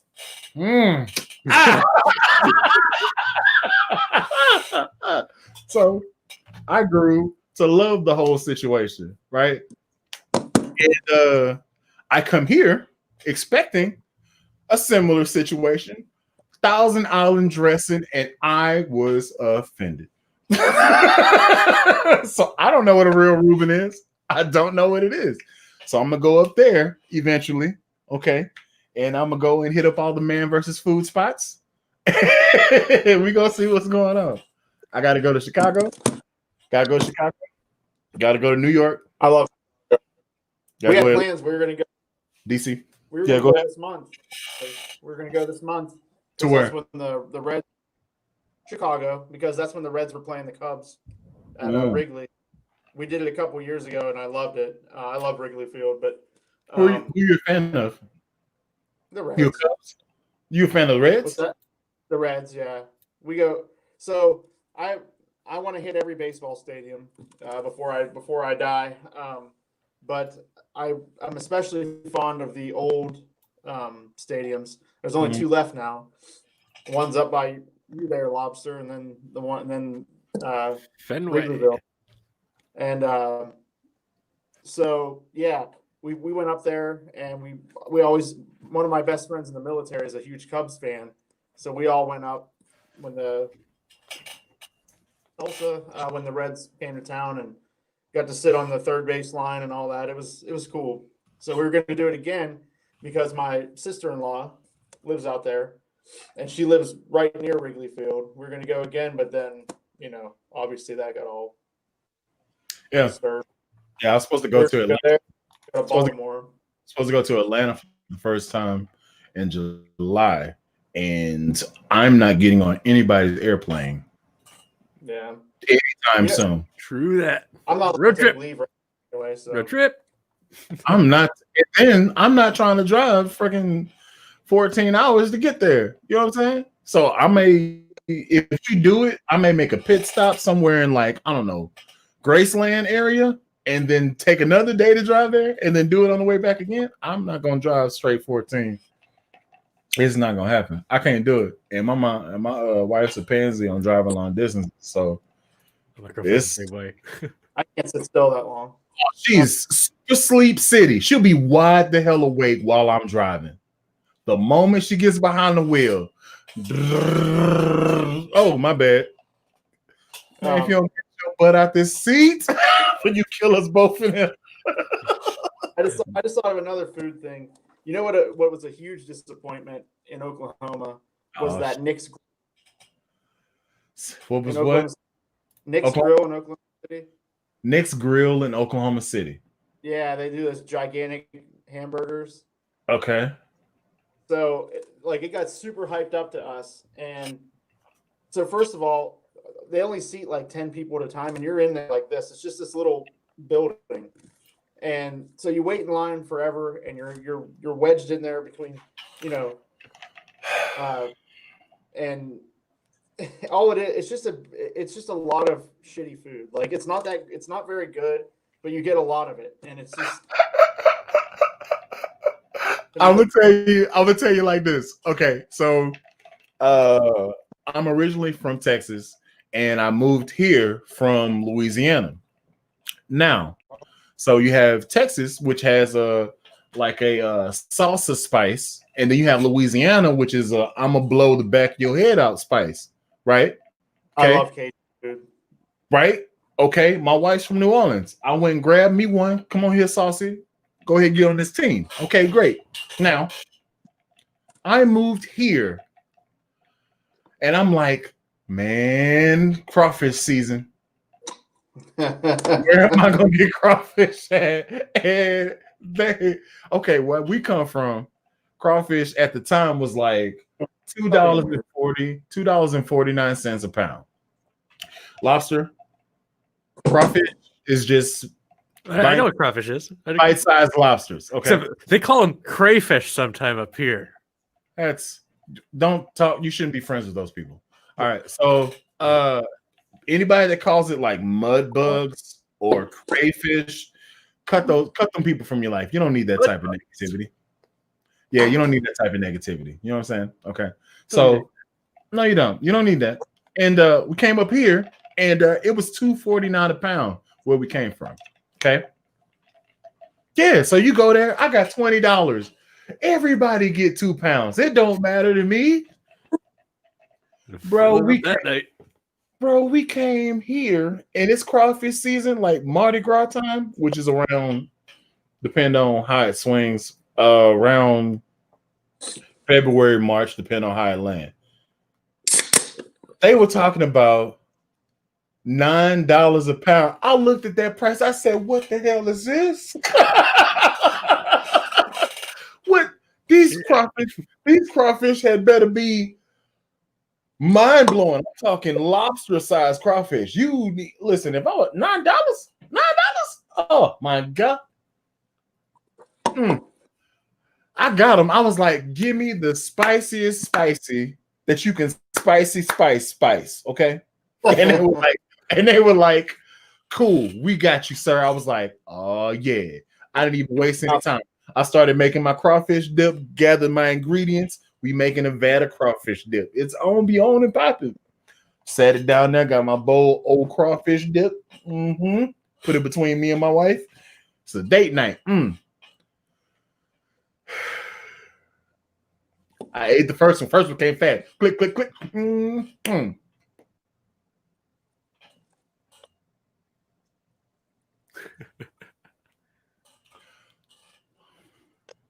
$911. What's your emergency? I was sitting there, I'm looking, I'm like, okay, maybe it's a lingering spice. I mess with ghost peppers. You know what I'm saying? You eat it, okay, and it's a slow build. Yeah. Oh no, the first 3 seconds, flatline. Pop.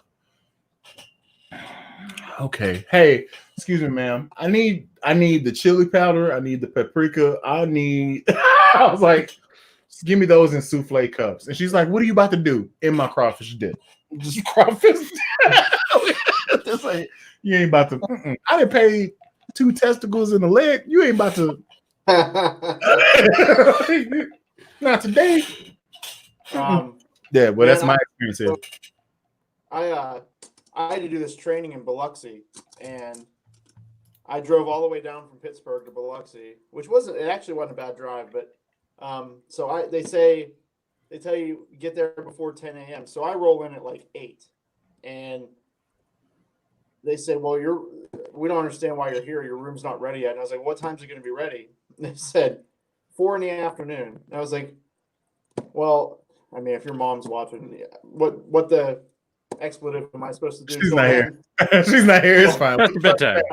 And they're like, well, you can sit in the lobby. I said, you want me to sit in the lobby for 8 hours? And they're like, well, we have a TV. I was like, oh, well.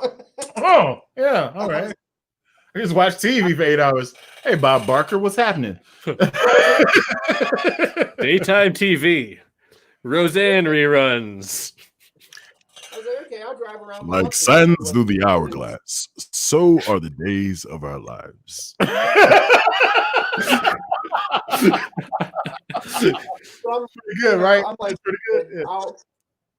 I'll drive around Biloxi. I'll find something to do. I went to both their guitar shops, which was a joke. And then I was like, well, this isn't actually really a city. So there was nothing to do. So I was like, screw it. I drove 16 hours. What's another hour? I drove to New Orleans and wandered around New Orleans by myself at 10 o'clock in the morning on a Thursday afternoon. And like one of the best you still can get drunk. Yes, you can still get blasted. I got accidental drunk, which is terrible. Always bad. I went to that. I am on Bourbon Street, and I went to that absinthe bar, the one that's been an absinthe bar since like the 1700s or something. Why? I went there, and I was like, the last time I had absinthe was in Germany, and I was already drunk when I drank it. So I was like, I don't even remember what it tastes like. So I got one. Oh, that's a reason. There's a reason. Yeah. I got one. And I was like, well, she's like, well, it takes a while to make it because they got to do the whole thing. And I was like, well, give me just give me a Yingling while I wait or whatever. So I ended up getting 3 Yinglings waiting on this thing. And then they get the act. I drank it and I was like, holy shit, I'm drunk. I gotta drive back to Biloxi. So I just wandered around New Orleans, but I had a blast, man. Like every building has I love that town. Every building has a plaque on it that's because some wild shit happened there at some time. Mm-hmm. Like I did one of the cemetery tours. Just wandering around, walking into stuff. But I loved it. I went to Jackson Square and saw a bunch of street performers and everything. It's definitely a cool town. Answer your question, Seal. No. When it dies, that's a wrap. Keep batteries on you. Keep a battery on you. Mhm. It does not. And if Speaking you of want to, batteries, experiment with that, take the battery out, plug it in, see if it actually plays. It does not have a passive mode. So, but here's my question: do you actually like the bass? Because I love my bass. What the hell is that? rechargeable The 9 battery. volt. I got a bunch of these. You know what I do is I just keep one in my pocket at a gig because Lakeland has that quick.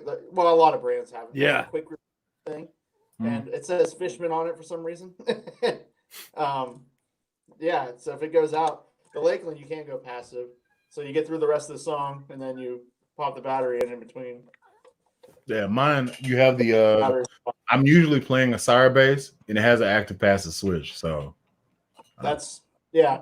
The Lakeland does too, but do you lose a lot of output when you go passive? yes and no. So I'm gonna say yeah, I do, but I'll just turn my amp up and I'm good. Mhm. Yeah, I mean, Lakeland, it's like a drop though. Like it's. No, I mean, that's what I like about the Yamahas. When you went to passive, there really wasn't much of a volume change. wait, which one are you talking about? My review? The Yamaha BB734A. Okay. If you go active to passive, like those basses are so underappreciated. That might be what I get. I really want to snag one. I might get one of those. Wait, is that the one with the PJ and it's got like the pick guard that's like weird around it? Well, it doesn't. So the new ones don't have that. You talking about that metal around the pickup? Yeah. Yeah, I kind of Like like the older ones. I kind of like it. It gives me a White Stripes vibe. I don't know why. I just want to play Seven Nation Army on it. It's weird. Here's the downside to it. Here's the downside to the older ones. That bridge pickup is not a J pickup. It's its own thing. No companies make a replacement pickup for that, and it's always going to hum because it's a single coil. So I like the newer ones because it's just a regular jazz pickup in the back. Hey, play with me, I'll cut you out and put a damn humbucker pickup in. I don't have time for that. Well, shit. That's play with me. You play with me if you want to. I'll cold tap the hell out you. It was always a popular bass. I'm amazed that no one ever made an aftermarket pickup for that thing. I mean, they made those you things got to think about forever. it. There's like 80 You different want models of something- the BBs. And Yeah, then- you want something that you can get a whole bunch of bang for buck for. So like it's like P basses, jazz basses. You know people gonna want that. And Yeah. actually, I need to step out of my Seymour Duncan comfort zone. I've been looking at lace pickups, lace rail pickups. I've been looking at the Marzio pickups. Never had them. The only other pickup that I have that I bought is the Aguilar, which is over there, and it's an Aguilar pickup. Wait. So, See, I'm not a fan of Seymour Duncan pickups until I tried the Apollos. It's like their side-by-side humbucker jazz pickup. I'm a huge fan of those. I have 2 sets. I'm selling the 5-string set, and then I'm keeping the 4-string set. okay. But you're gonna like those DCBs, Lobster. Those things are. I'm excited to pop those in. They, I got to they make look- one more EHB video, and then I'm gonna do the swap vid. They definitely live up to the hype. I'm sitting here at a loss because I don't want to put these Seymour Duncan jazz pickups that I got in this glary bass, and I also don't want to put a Seymour Duncan in this Donner bass that I got because they both sound good by themselves. Like they both sound good, so I don't want to mess nothing up. So I'm kind of sitting here at a loss. Like I have a Blackouts preamp that's over there that's treble and bass separate. and then I have a jazz pickup, and I have jazz pickups, and I have a PJ pickup, and then they're just sitting there in my closet. I'm like, I don't know what to do. If it ain't broke, don't fix it. That's exactly where I'm at, and I don't want any other bass besides my bass right now, and maybe this freaking Rickenbacker that you messing with me about. And also that blue bass that you showed me that you bought as well, and possibly the Bootsy Collins bass I was talking about. Yeah, so that's my life, dude. That's my life in a nutshell. What pickups are you getting in their signature? They are both Seymour Duncan, and it's a five string bass. It will be offered in a 4-string model. I'm talking to the dude whether or not he wants to make it customizable or if he wants to make it. This is the standard. This is what you got. If you want what you hear on the video, you want this. This is what it's gonna cost. This is what it's gonna be, and stuff like that.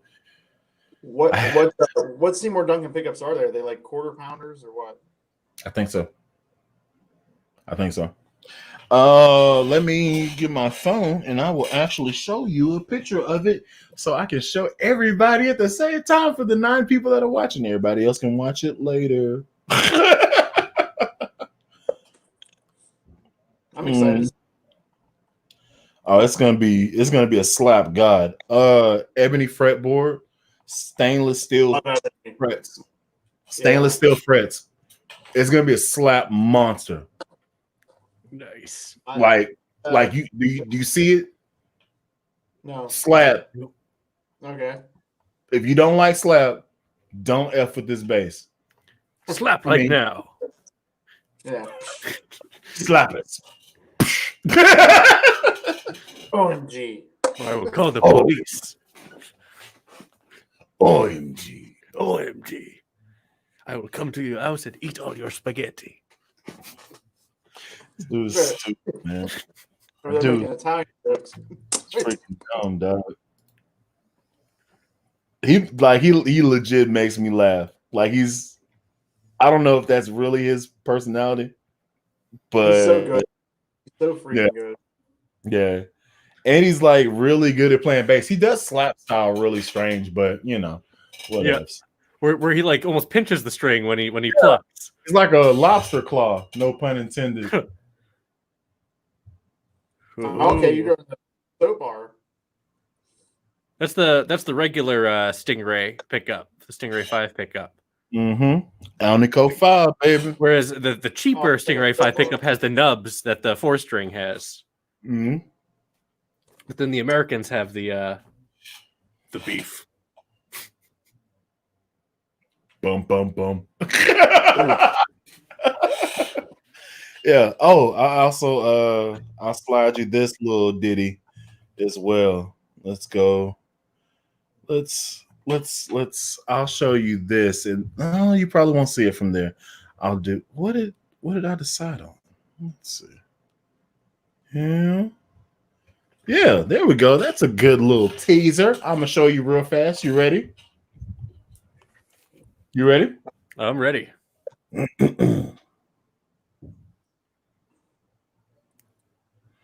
Had to do it as a flash. Wait till it focuses and get it off. Ready? I'll bring it back again.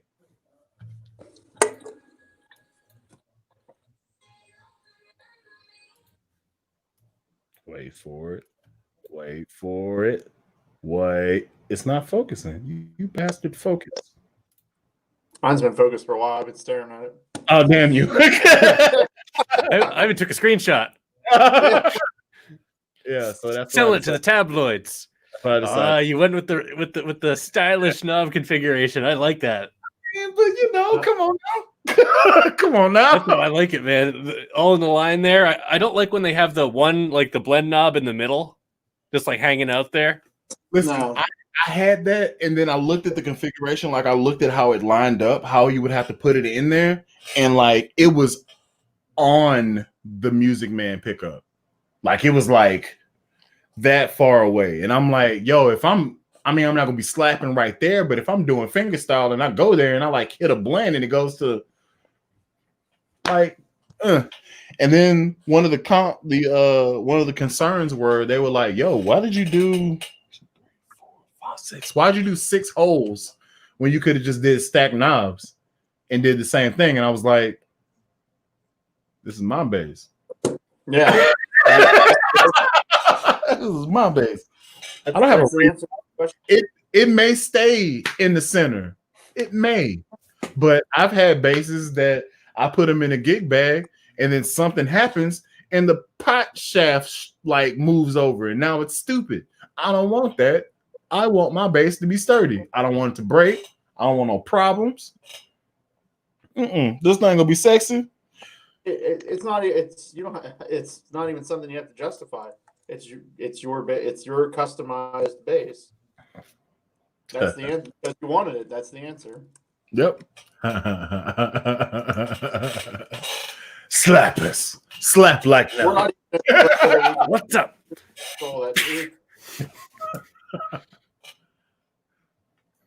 Yeah, man. Good time. Did you see the latest videos where like he made the fake profile as pretended to be that Asian girl? Yeah, I saw that. He's gone too far. Oh, speaking of Davey. Oh, don't bring Davey 504. Did you buy him too? What's up, slappers? What the fuck? I have a video that I need to edit for this. This is gonna be fucking funny. Why? Why? For a prop. Volpini, let me. Hold on, you gotta move it now. Move it. I gotta see the head comparison to the real deal. Go over to the side. Let me see. You need to grow your stuff back, bro. I need a realistic situation. You all naked face right now. I'm like, who's this Mexican right now? Who's that guy? Take this. Hey, if I could, one day I'm gonna have a glorious beard. Not anytime soon, but if you can grow it, dude. I'm just loving this dark shadow that y'all see here. It semi looks like I got a beard situation ish going on here. I don't. It would take me probably a month to grow like an actual beard. It would happen very fast. This is 4 months of hard work. I'm a Spaniard on my mother's side. I shaved yesterday. Screw you.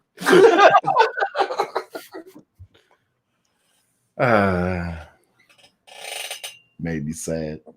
I'm bummed about that Sandberg lobster. Oh yeah.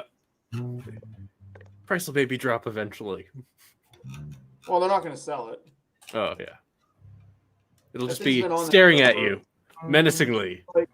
Like that thing's been on there forever, and they didn't sell it when it was at $1,500. So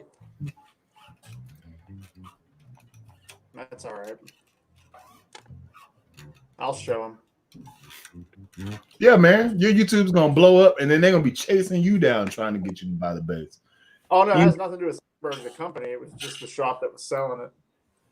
I don't know what happened. Like I bought my 4-string, and I wanted to buy a 5-string, and in one day, like the prices went up. Some of them went up as almost $700 in one day.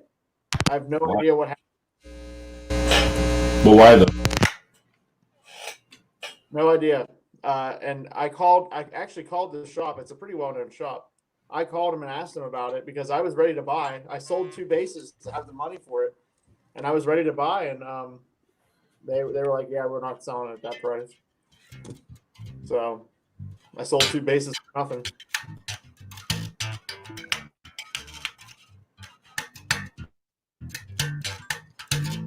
Those are cool. Those LTDs. Yeah, the GB4. It's funny though, because the GB4 is part of the LTD series, but the GB4 5-string is part of the LTD2 series, which is like $2,000. Wait, Oh shoot! So they do make a 5-string. They do, but it's like way more expensive. That one is like $800 new, and I snagged that for $450 in mint condition. And I'm happy with it. Like that's a fun bass. Yeah, and what sucks is it's just like a lot of other things. Like that is such a good design. Has the wheel truss rod adjustment and all that. They don't market it, and it'll probably end up, going the way of the dodo bird. There's so many companies that make such cool stuff, and then they don't market it. Mm-hmm. They need to hire us to market for them.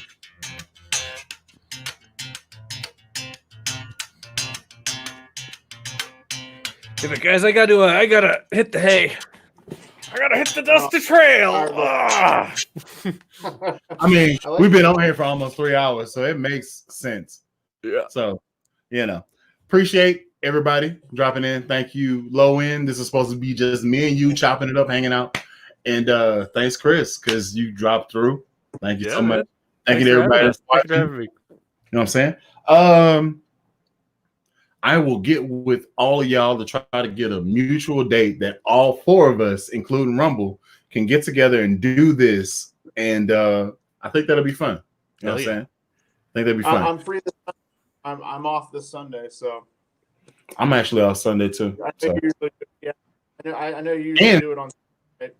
I'd want to do it earlier in the day so more people have an opportunity to actually see the stupid stuff. You know what I'm saying?